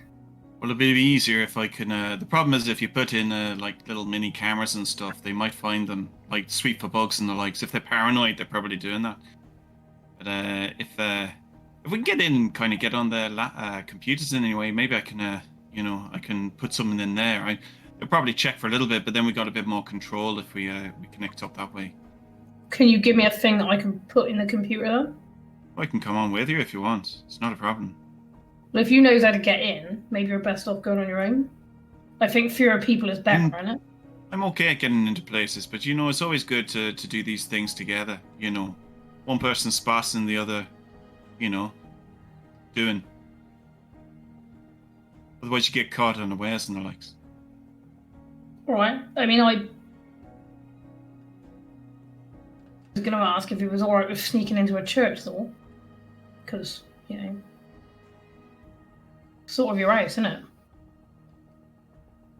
Well, there's these commandment things, you're supposed to obey them, and they seem to be quite happy with blowing places up. That's not really my kind of thing. Seen enough of that in my life. All right, then. As long as you're all right with it. Then I think it's a thing to do early tomorrow, if you can set it up. If you can be ready for then. What do you think? Well, I'm not entirely certain what it is you're proposing to do, but if you are intending on going to that church, I assume it is to be discreet and to observe things rather than to do anything else, and I would ask that you keep things that way. Yeah, I don't think I'm going to make my presence there known at all, but this is the way that Dermot can get information from them. Yeah, they probably got books. Let's put it in terms you understand. I'm not trying to dumb this down or anything, but they got books. They'll record what they're doing. We're basically just trying to get a look in their books, see what the plans are. Yes. Finding their records, that's a good step if you can do that. Right, that's the plan. I should be on the lookout for anything else though. Yes. Well, you of course should be observant or alert. Perhaps it is nothing. What's wrong? I'm troubled by the reference to a Red Queen that Prince Nathaniel made. This is something of a personal matter, and I would appreciate it if it is not something that is spread about. But I know one of the priests at the church, and we, from time to time, have played chess together. And never told me that. Well, it is, as I say, a personal matter, and yeah, but I was going to the church to look stuff out. Yeah, to observe the flock, but he is not part of the flock. So why do you play chess with him? Is he a good chess player? Yes, he is a good chess player. In fact, far better than I'd realised. Now I come to understand his position in things. It's only recently that I realised his other role. He is not just a priest, you understand. He is connected to all of this. Do you think he knows about you? I have to think that he does not. He might suspect, but if he knew, and knowing me as long as he had, something would have happened to me by now. Does he play with a Red Queen on his board? Storyteller? No, but Nangisel, can I have an intelligence plus resolve check from you? You can have whatever you like. I mean, I know I do the roll for you, but do you wish to rouse the blood for this? Wait, what am I rolling? I've forgotten. It's intelligence. Intelligence plus resolve. So basically, you're because something about the mention of these things that this conversation in the car is steering something in your mind. Yes, I'll do that. Okay. So it'll be intelligence plus resolve plus your 2 dice from your rouse check, from your blood search. Sorry. The suspense from Roll20. So while you're Nenzel thinking, he'll say, He does not use a red queen or anything. Just yeah, so you know. okay. I'll say no. He does not. He does not play with a red queen. He is, in many ways, a remarkable man. Someone I have considered a friend for many years, and I. It is important that when the time comes, that I be the one to deal with him. You must understand, he has been around a long time, in the same way that I have. This is not his first mission or planning for the society. I can understand that. Nanjacel has 5 successes critical win. The mention of this red queen on chess brings immediately back the memory of the Queen of Blood that Carl had in his vision.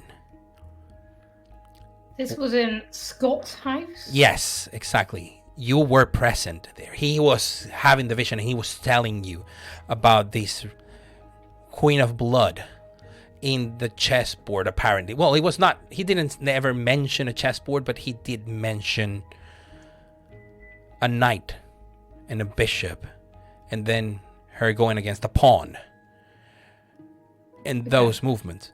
Furthermore, because it was a critical win, Nanjacel will realize that this is the only vision she remembers Carl having without Annie present.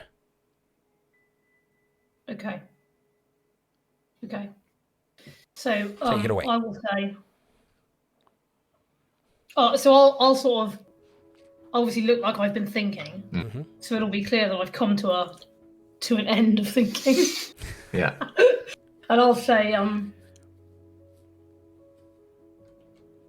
hear what you say about your friend, and that makes sense to me. I ain't got no issues with that at all. I'm sorry, I was a bit further away because I was thinking about this Red Queen. Yeah. It struck me, and sorry, Dermot, I don't think you was around when we was doing this, but when me and Carl went to Scott's apartment, remember where that Ed was found? Yes. While we was in the apartment, Carl had a vision. Now, bear in mind, Annie weren't with him when he had the vision. In the vision, he talked about a blood queen, talked about a knight, and a pawn. And it seems to me like this is wrapped up with what Prince Nathaniel saw, right? It's surely too close of a thing not to be accurate. But what does it mean? Well, Carl was sort of strung out by it. And he wanted some time to get his head around it. If only Carl were here, and we could ask him for his... Well, so you want me to send him a message? Is he not in another country? Yeah, Is he but not in France? I can do that, yeah. It's all right. We can set someone up if you want. You should summon him. And we can ask him about this this vision. It seems he has been given a message by the gods, and for whatever reason we did not hear it, did not understand it. But now, with your revelation, perhaps perhaps we will. Whatever it is they were trying to tell us, we will be able to understand and act upon. Right. Does it mean out to you, Dur? I can probably sort that kind of thing out if we want to talk to him. If he can't get across and all. I meant more. I mean, thank you, but I more meant the other No. stuff. No. Does it mean anything to me? Not at the moment. I wonder, and I'm sorry if this is a personal thing to ask, Terma, but Right. when we had my dad's wake, Aye. you was in a different kind of place, right? And Was having a good night. yeah, but when we talked about it afterwards, you was talking about how things seem different, or you experience things differently, or something. Not the same way what I did. Oh, What yes. What I was wondering is, if you was to put yourself back in the same place, might you find some connections between these things that you ain't got now? Look, I'm going to see what I can do. I'm going to reach out anyway. This is an affront to my clan. Somebody's been masquerading around pretending to be us. And I'm not happy about it. Declared war on us, as far as I'm concerned. So I'm going to... Forgive me, Dermot, please continue. No, I'm going to put a call to arms and see what we can find out. This is not good. See what I can get. And Angela, are you suggesting that Dermot will go into some transcendent state for wisdom? I'm not really like the others on that. I mean, I'll quite happily get buzzed and then see what I can find on the internet, but that's a different thing, isn't it? I'm not really like a prophet or anything. I don't know how it works, but Hmm. remember that night when I came back, Yeah. and then the night afterwards. Yes, I remember. Right. And that was because me and him did the same things. He was just better able to manage. Oh, yes. He was Buzzing. able- That's when I made all that music for that party and all. Right. Ah, now I do remember the music.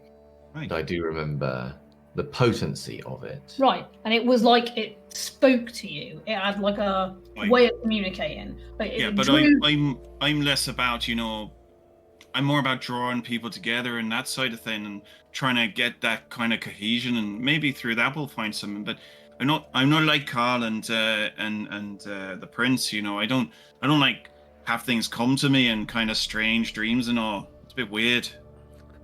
I mean, I know. I was just thinking, what else we had at our disposal? Because Carl didn't say. I mean, it might be the case if we speak to him, but he didn't say whether he could hear anything or not in the vision.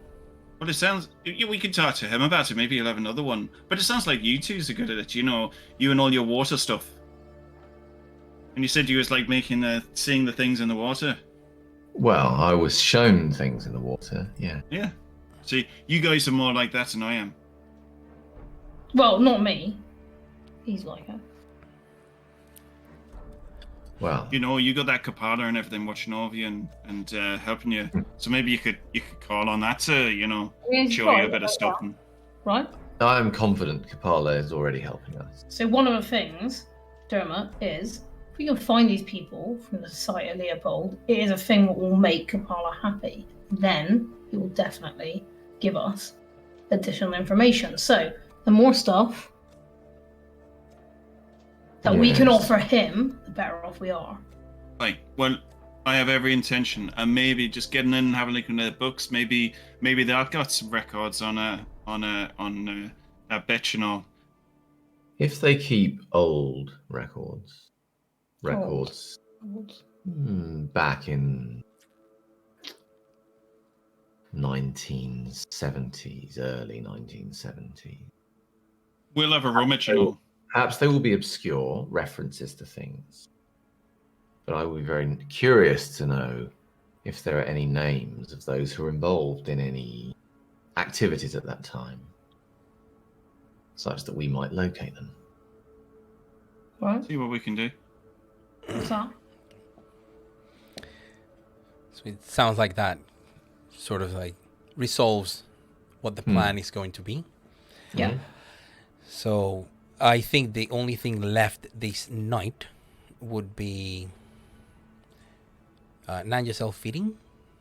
Yeah, so am I hungry from the rouse check? You'll pass your rouse check, so you remain at hunger 3. Probably I should still eat. Yeah, you should still eat. You feel a little bit peckish. Are you feeding in the main? Yes. Yes. That- Both feet inside this time. Okay, Or it so depends if you make me succeed at a cost. that is exactly what I'm rolling for you. With your breaking specialty. But you're within your domain. And you succeed. 4 successes is more than enough.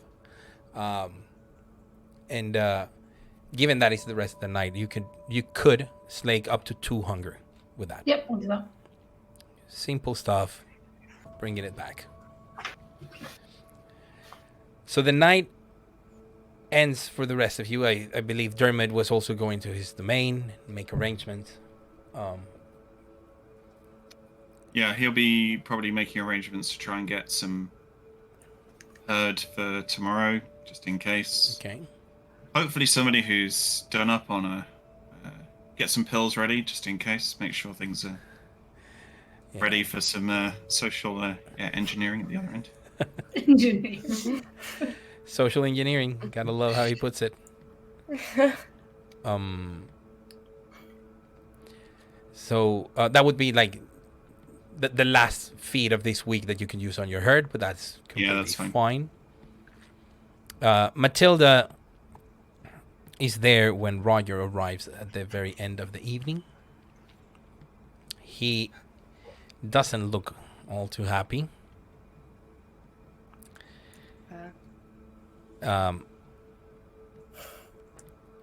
He immediately walks inside and calls for Christopher and for you. He says... Sorry? No, I'll go. He says... This will be a short conversation. We can continue tomorrow. It's been a long 2 nights for me. Christopher, there is evidence of the Inquisition rearing its head again. You're not as old to remember the first one, but you know that it was a real threat to us. And tonight, the librarian has been awoken. And he will be deciding our fate, for he knows how to fight them. All factions have agreed to this. So I want to convene a council of representatives tomorrow, but I would like to invite you out of courtesy for withstanding the attack by my side yesterday.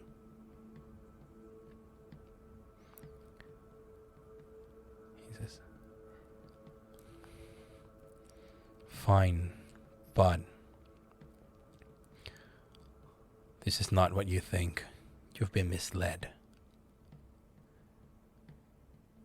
I know that you and Nathaniel have agreements,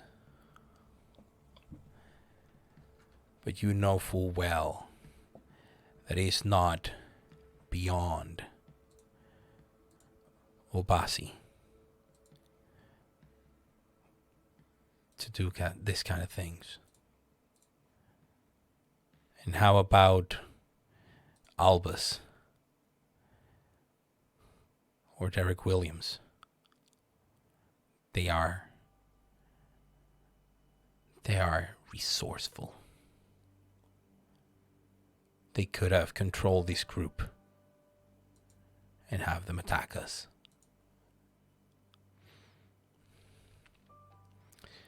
Well, says Roger, perhaps that was the case, and if so, I am certain that Polymathus and Cassiel are more than enough to make them pay. But we have rules here, inside and outside our sect. And if you wish to become one of the representatives of our movement, you must understand that these rules are in place for the better, for the good of everyone. Well, you know damn well what I think about these rules. I will not argue with you tonight. You are to leave. And he says that matter-of-factly. Christopher just turns around and storms out of the place. Not before saying, "You have not heard the last from me." I'll just say to Roger, he's been like this all night.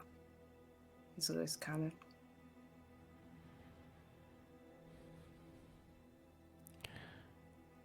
Well, on the way here, I was told by Nathaniel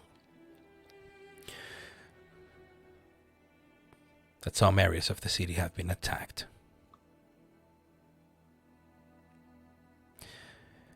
There are 3 members of the Camarilla that have been put to final death.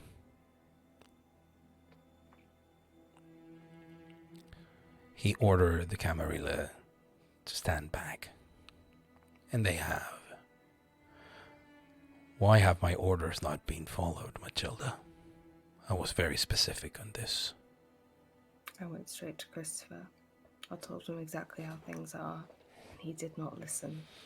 If his behaviour in this room, if his disrespect to you wasn't indicative enough of that, I don't know what else to tell you. He's a free kindred. He can disagree openly. They had gone by the time that I came. He deployed the people. And you There's didn't nothing I could do. think to stop him? Didn't you think of trying to get a hold of everyone? Wasn't I clear when I said that I wanted everyone to hold up? You were. And I'm sorry. But with all due respect, I am one person.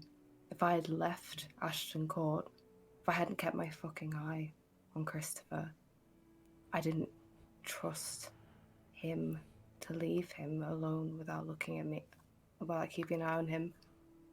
He would have done more harm if I wasn't there. I wish I could have done more. I wish I could. He looks half convinced but unhappy. As in, you might have a point, but it's still your fuck up to deal with.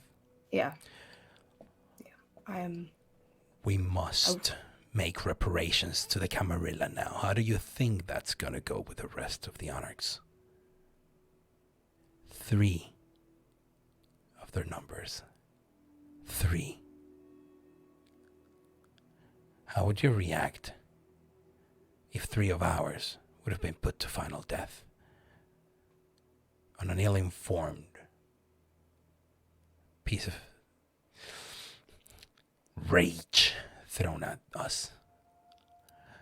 Do you think we would keep quiet and accept an apology? We need to do more. A lot more. Has Nathaniel asked for anything? Not yet.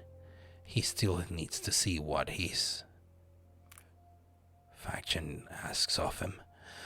But this also puts him in an incredibly difficult position. For he cannot show weakness, and he cannot show lack of support towards his faction. So The moment the responsible people are found, you are to deliver them to the Camarilla for them to be judged.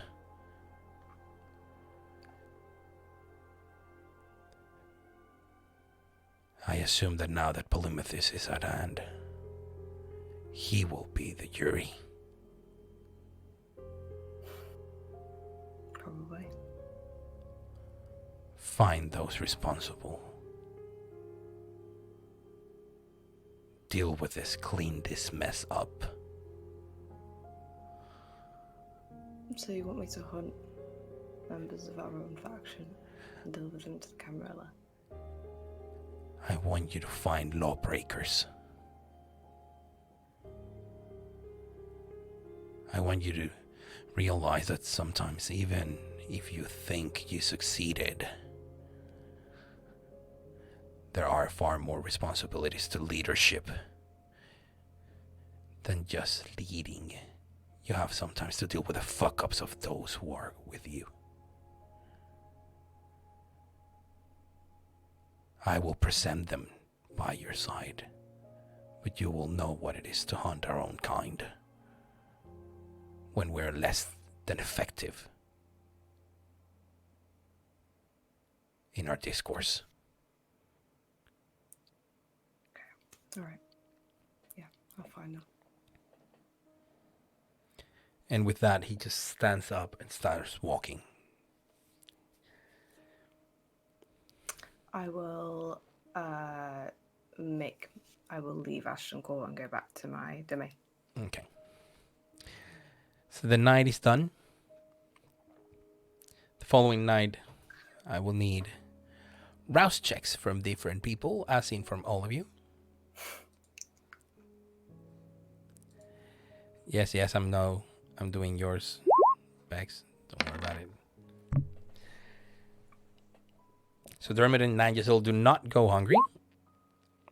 Neither does Janice. Let's go with the Queen of Hunger 5, Matilda. Wow, everybody's on fire and passing their rouse checks. Look at you go. So first order of business during the evening, we're organizing a stakeout, aren't we? More like a break-in. Or it's more like a break-in. Okay. So Dermot, are you going to feed? I think you were at Hunger 2. I'm at Hunger 2, so I'm going to feed for 1 if I can. And also if I can get some kind of a buzz to help me with my high functioning, then that would be ideal. But I don't know if... It comes from your point of... Yeah, you exhaust your herd. Yeah. So from now on you will have to wait until it replenishes if you want to feed from them again. And go on old-fashioned hunts if you want to feed otherwise. Yeah, that's fine. But yes, you have just enough of a herd, so you are having a bus. So the person that comes with you comes prepared. You already have some stuff.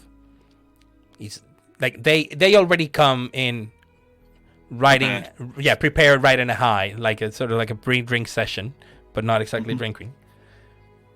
And then you join them in that high. You do have enough equipment to set this up.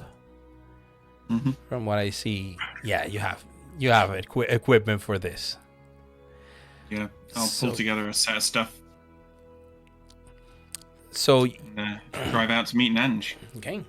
So, Nanj, Yep. you're at Janice's domain. At Janice's haven. Yep. Dermot comes and picks you up. Yeah, okay. He shows you some of the gadgets that he will need you to put in. He will talk you through where things should be put and how and the works. So, Are you coming in with me? sorry? Yeah, I'll quite happily get in, and maybe I can do some of the work on the computers whilst you place this stuff. Okay. So, Human job. yes. So, once in there, what will be your approach? Sorry, I've got some lag, and both of you are talking over each other to me. So can you just clarify what you want to know from me? Basically, what is your approach to to the 2-man job that has been described. To going into the church. Yeah. Okay. So I'm sorry, Rob. Correct me if I'm wrong. I am taking it that we are both going in there together. Yeah. So I think my approach is I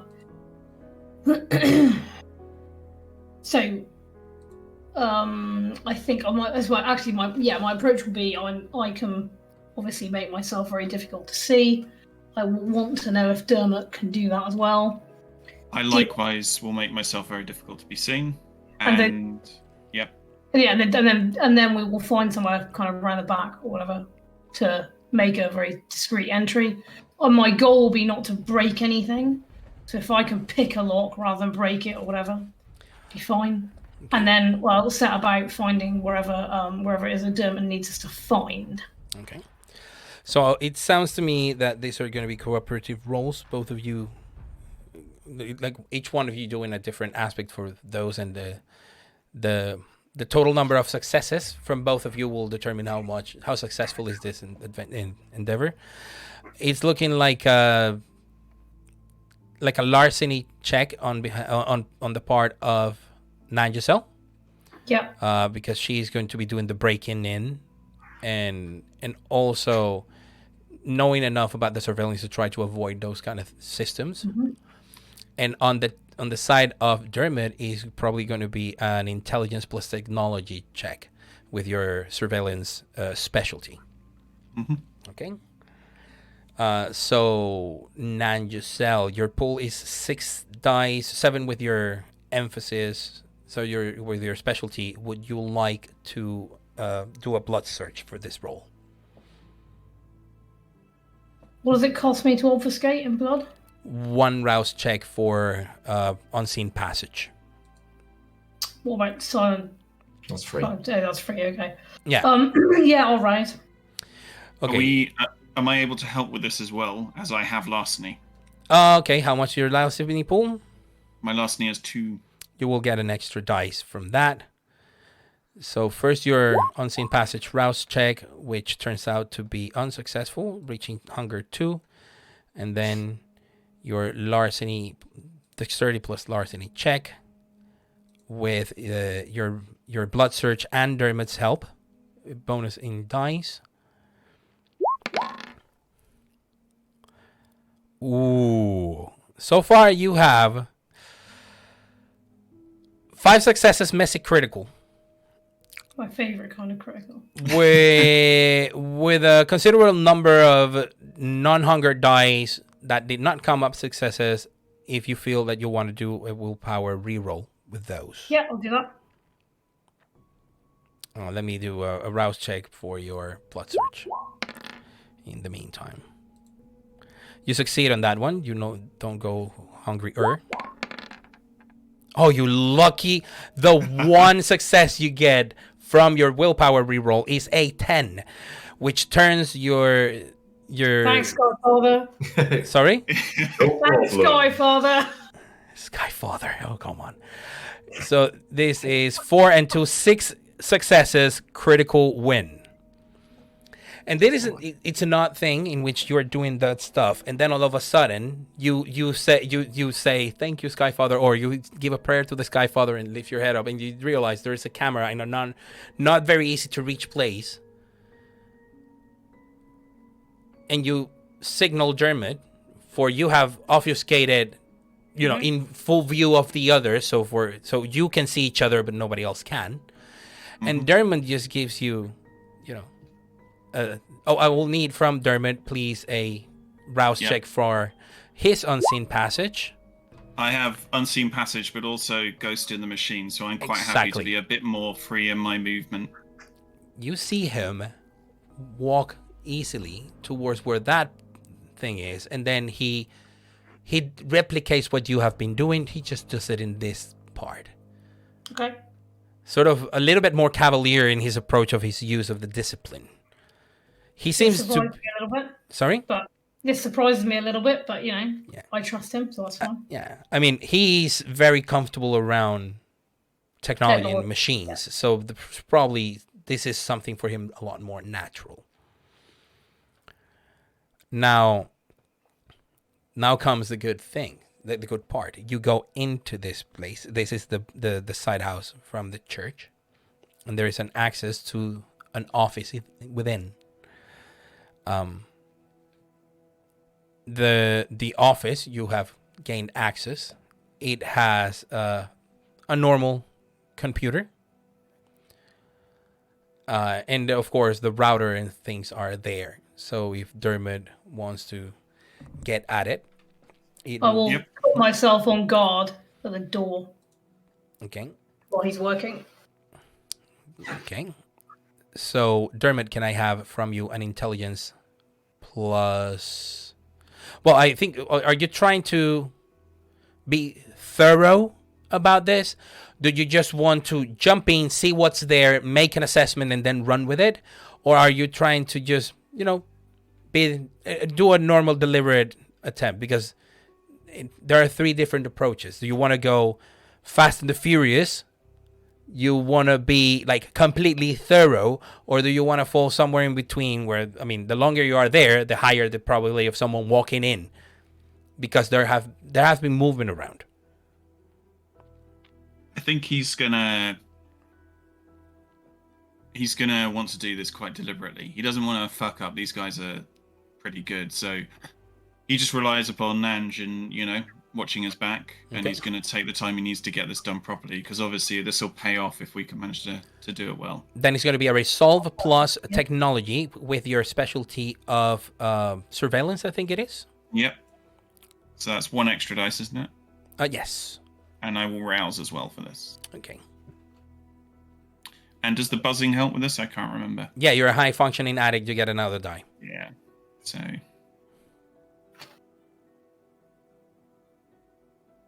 that's 2 extra, so 4 extra dice. 4 extra dice, yeah. Quite considerable. Okay, so you have so far 4 successes, but you have enough non-hunger dice that came up, empty to do a willpower reroll if you wish. Definitely. Oh, look at you, lucky. Okay, so it's a total of 4, 5, 6, 7 successes, critical win as well. So the number of critical wins, both in the break-in and entering and also in this initial setup, give you 2 different bonuses that stem from the critical aspect of these successes. Not only you were successful in coming in and getting into the system and sort of hacking into it. Nigel's critical win means that she now managed to put a little bit of a bypass that the 2 of you know. So further comings and goings, well, you get the choice as to either further comings and goings are easier, or that you can tap into the surveillance system of this area. As in, that will use up both critical successes. Nanyasel's knowledge of the layout plus your ability to hack into the thing will allow you to remotely connect to this surveillance system. Or you can do it separately. It's easier to break into here, and it's easier to hack once you're here. Which one do you like? Does Dermot have a sense of how widespread the surveillance system is?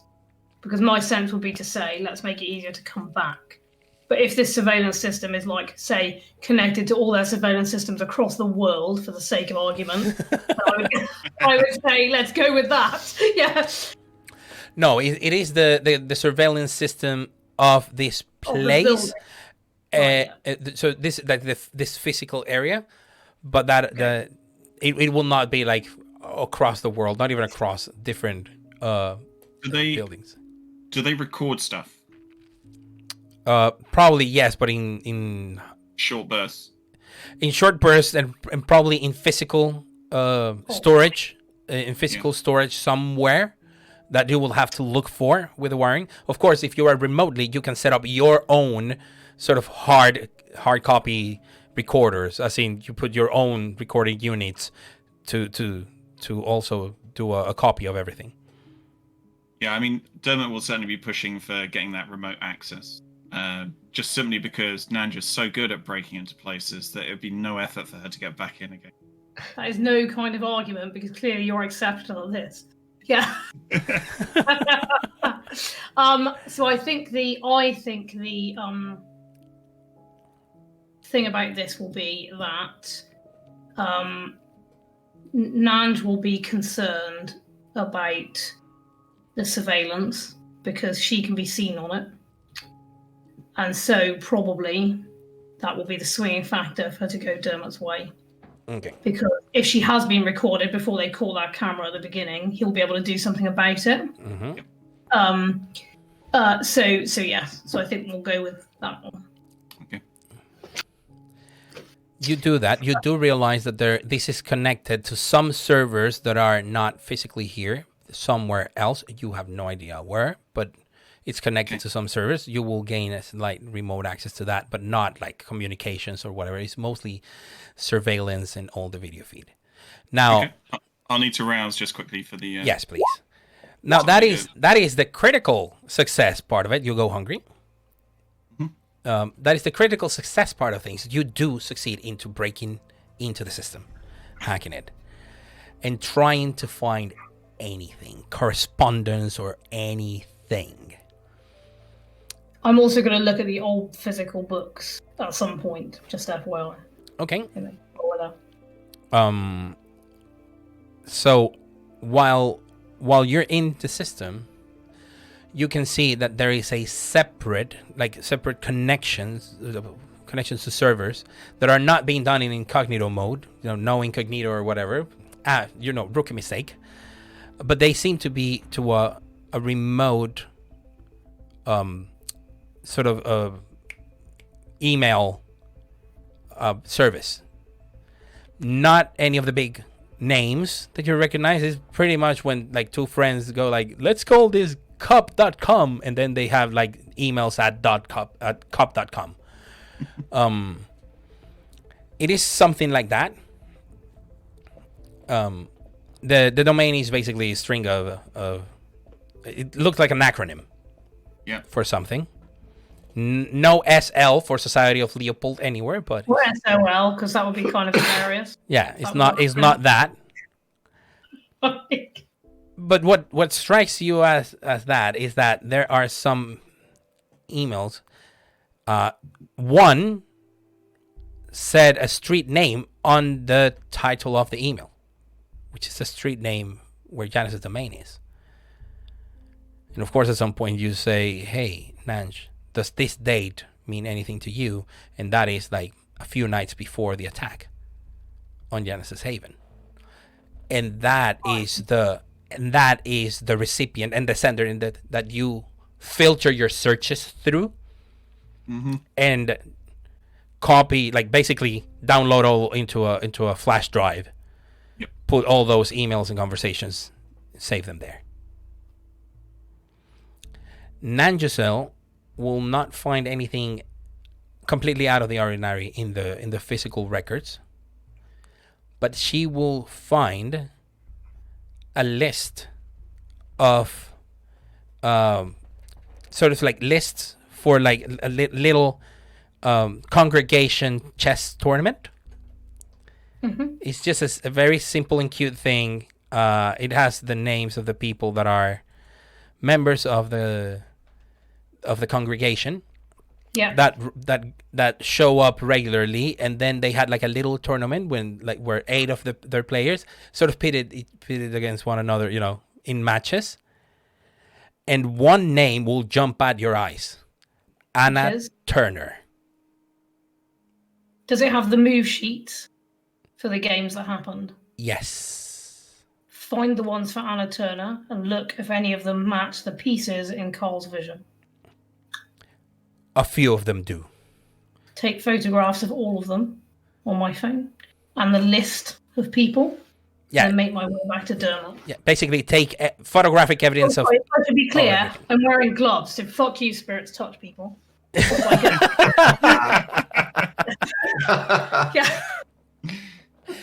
I mean, it's very fitting for Nanjusel to be paranoid in that regard. But yes, I mean, you always are very careful of that. Yeah. But yeah, there are the move sheets. There's everything about Anna Turner's games Okay. and how she plays. Does she have a pseudonym? Sorry? Does she have a pseudonym in this tournament? No, she went in as Anna Turner. Okay, fine. Which is I'll ballsy. get back to Dermot. Yes, we'll get back to Dermot. Oh, so obviously we can discuss this after we leave, because I see we're being quiet, but yes. Yep. So Dermot finds all of that correspondence, because if he needs to come in later, he, at least after you come through this, then you will have more information and hopefully be able to understand the situation better. Yeah. Mm-hmm. I'll copy what I need to try. The main thing is trying not to leave too much of a footprint there, and then basically get out. We can always come back later if we need to. And it's done. And it's done rather well. You're happy with your work, both of you, and then you make a quick way. Quickly you make your way out quietly. So we'll come back to you. In the meantime, Janis is approached by Evelina. Okay. Janis, I need to talk to you, and it's important. Can we speak in private, please? Of course, of course. So he'll make his way. And she takes you to the office, the important office, Okay. where you do the important things.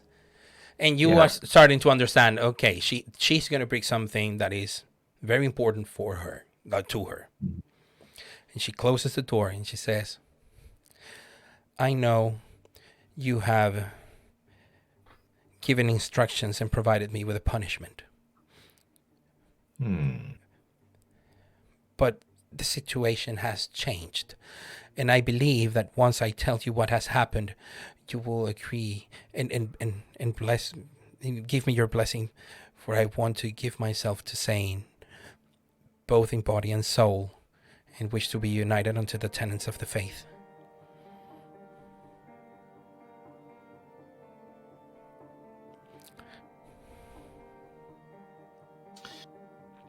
I assume, Evelina, that you are going to tell me there is a reason why you must do this now, and not at the end of your punishment.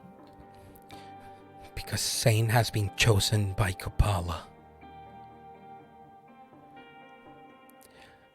He told me about the relic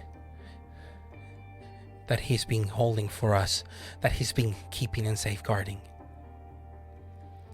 It spoke to him, Janis. It spoke to him. It gave him a message. He said, seek the weakness of the king, for his downfall will be our rebirth. I do not know what it means, but he's very distressed, Janis. He told this to Grace because he couldn't help me personally, and her voice cracks. We have not talked to one another. And Grace has been trying to comfort him and ask him to seek help, to seek professional help, for she thinks him mad. I mean, his house was never a safe place for him, and he's estranged from half of his family, and she now thinks that also with all the bullying he was subjected to and all the tough moments. Enough. I understand the situation. Send Zane to me. Can Make sure that Grace does not talk to anyone else, especially those outside. If need be, I will deal with her myself later. But I trust for now you may handle it, Evelina. I will. May I give Zane your summons myself? Yes. And she smiles like the widest smile, and she turns and opens the door and then turns, gives you a swift curtsy. I'll making my way. And then, I mean, she remembered her manners, and she just bolts outside. Not long after, Zane is shown into your presence. Evelina brings him all the way. And then she waits at the door. After she opens the door for him, she waits at the door to see what your instructions for her will be. So I assume Zane looks in a bit of a state. He is, most definitely. He's also very confused now that Evelina is talking to him after this month. You know, you do know that she stopped talking to him outright and would not give a reason. I'll say, Evelina, perhaps you might bring Zane something fortifying. Calm him. Zane, perhaps you should sit. She looks a bit disappointed and closes the door and leaves. Okay. So Zane, understand that you have had a difficult time of late. You also think I'm crazy, don't you, Janice?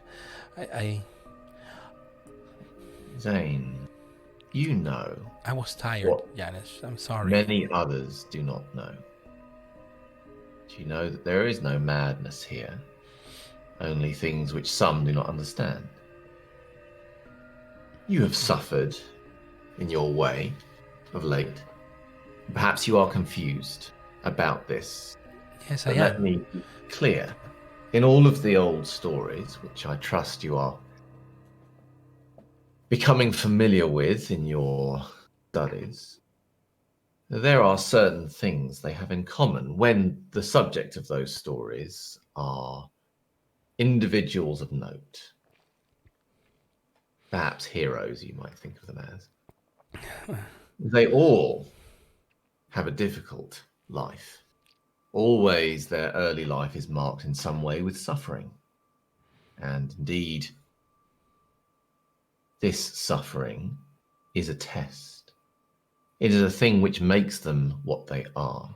And in the course of those stories, they rise above their suffering. And for their suffering, they are rewarded by the gods, provided they are not defeated by it. Your suffering in your life, Zane, brought you here. Your struggles have made you a better man. And more recently, you have been kept apart from that you wished for. But you did not turn away from the faith when that happened. You stayed true to what you believed in. You remained. And for that, you have been chosen and you have been rewarded. I'm not gonna... Although you do not understand what Kupala has said, I understand. You do? It makes no sense. No sense to you, Zane. The message was gifted to you, but it was not for you. It was for me. So I'm merely a messenger, a conduit for the gods. You have mentioned this in the solstice ritual and the equinox. Yes. Do you understand now? I understand. I just cannot believe how they can. How could the gods have chosen me as their conduit? Why would they? I mean, I'm not gonna lie. It was painful to have Evelina just estrange me in such a way. And I remained, both for the faith and for you.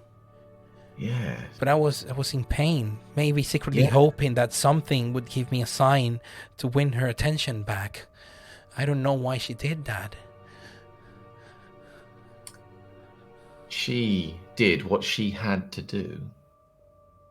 You, Zane, had to be tested by the gods.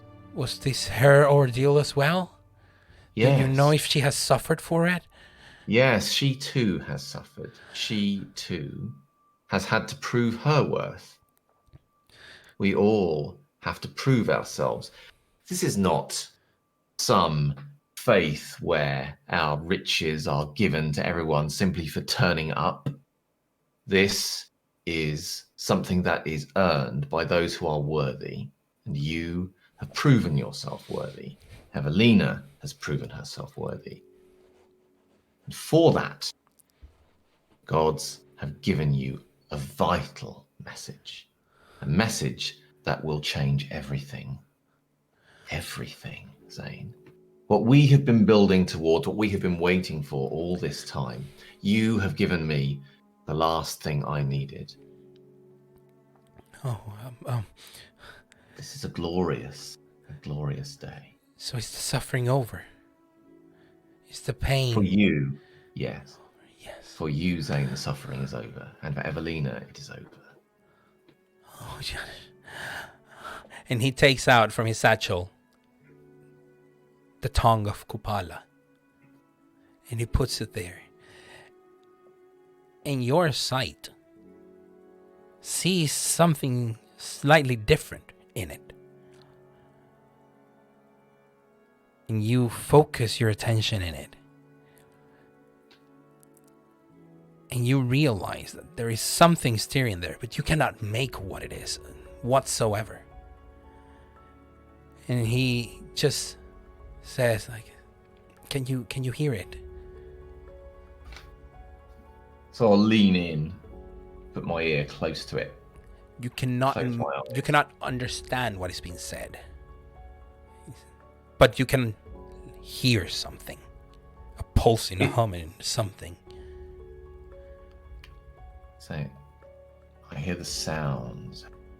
I hear something, the stirring of it. What do you hear? He says, well, it says, awaken.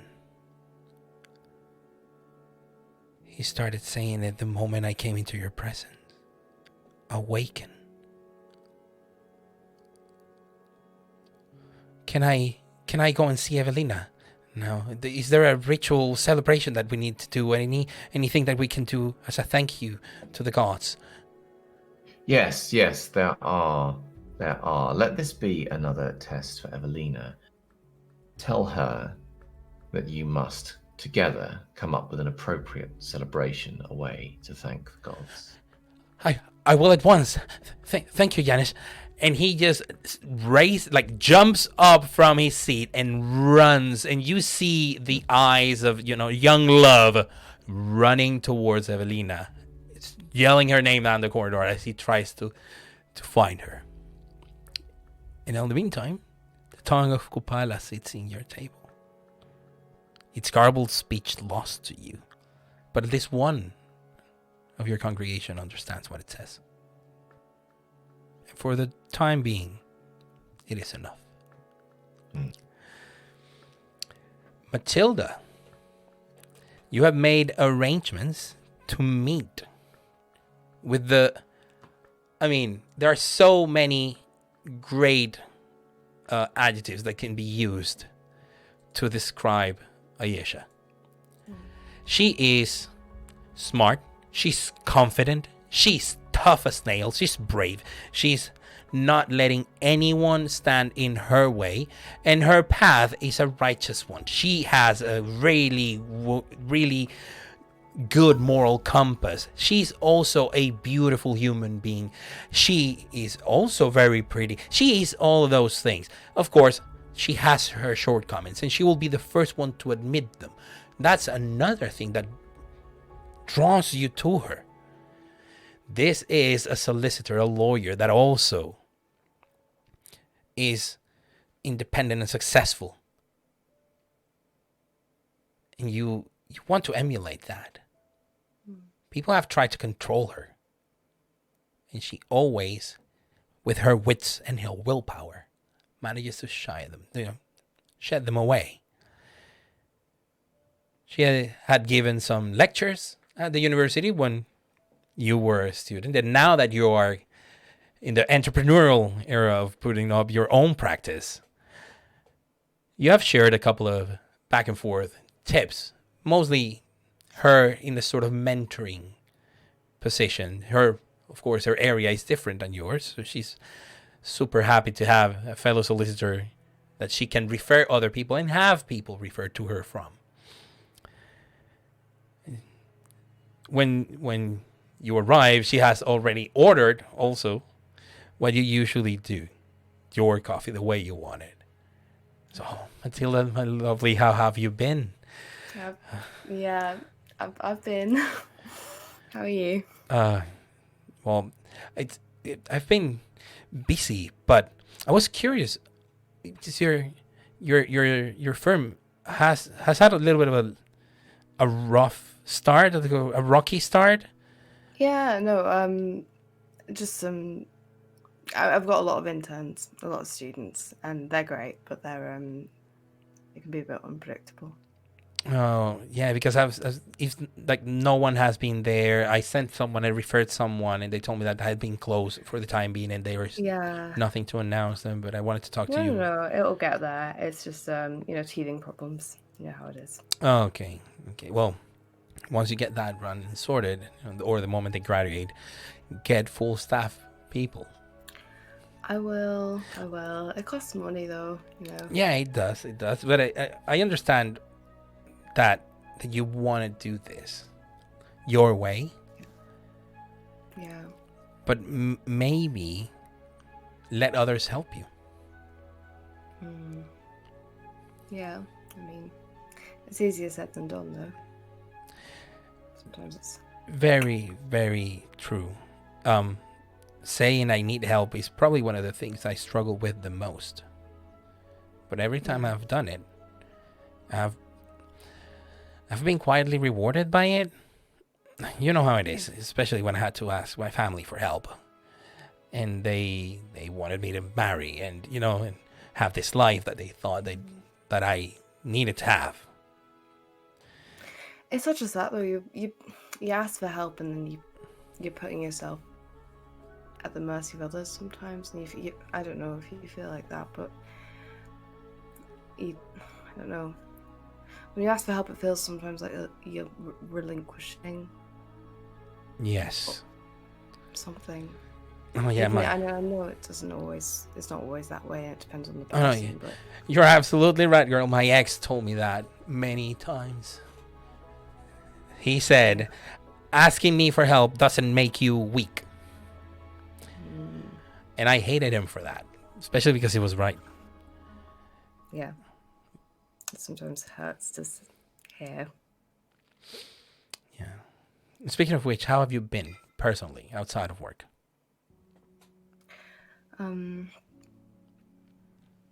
Tired. To be honest. Very tired. Anyone close to you? Family, friends, special someone? Because it looks like you're, again, as usual, carrying the weight of the world in your shoulders.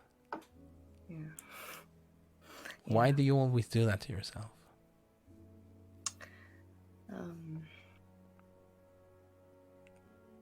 It's I don't know. It feels easier that way sometimes because you're not, I don't know, relying on other people. It's a tricky thing. I've got friends. I've got a group of 3 people actually who I've been with a long time, and one of them is new and he's sound as well, and I feel like I can rely on them. They're a weird bunch, but I like them. But I don't know. It's oh god, am I so easy to read? I come in here and you just. I mean, you're really bad. You let's just put it this way: never play poker. You have a really bad poker face, Matilda. And the moment I mentioned people in my life or my personal life, you sort of had this look for a second there of yearning. Maybe you miss your family. Maybe you miss your friends, or maybe you have been missing having, even though they're next to you, you miss the opportunity to be with them. Sometimes we need to stand together in order not to fall alone. The trick is not letting circumstances decide how you're going to deal with things. Yeah, you're right. And sometimes it feels like it's very easy to get swept away by what's going on. To feel like it's sometimes my life feels a bit like a tidal wave. I'm like debris in it. I don't like that very much. I don't like the feeling of powerlessness. Oh, wow. I mean, who would? Right? Yeah. And perhaps having people who aren't part of that tidal wave, something outside of that is helpful, which is why it's so nice to talk to you.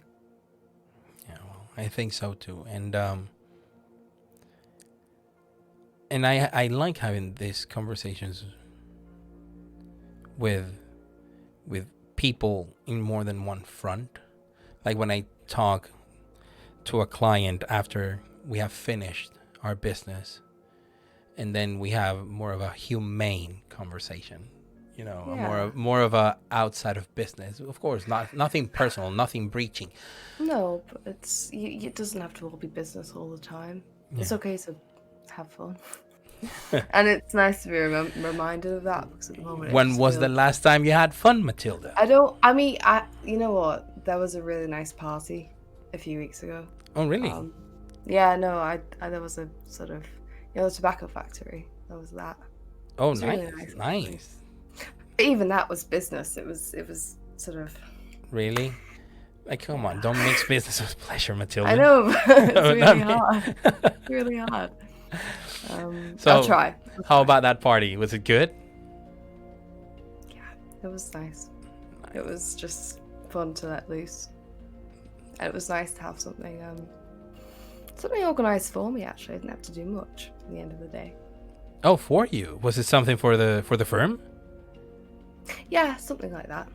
Oh, nice. And did you have anything like special? Did you have to give a speech? Was somebody giving you I gave a speech. There was a cover band. Someone did like some Depeche Mode. There was some super. I don't know how to phrase this. Some important guy who just turned up. Some big wig. Potential business partner, potential client. Yeah, as in a way.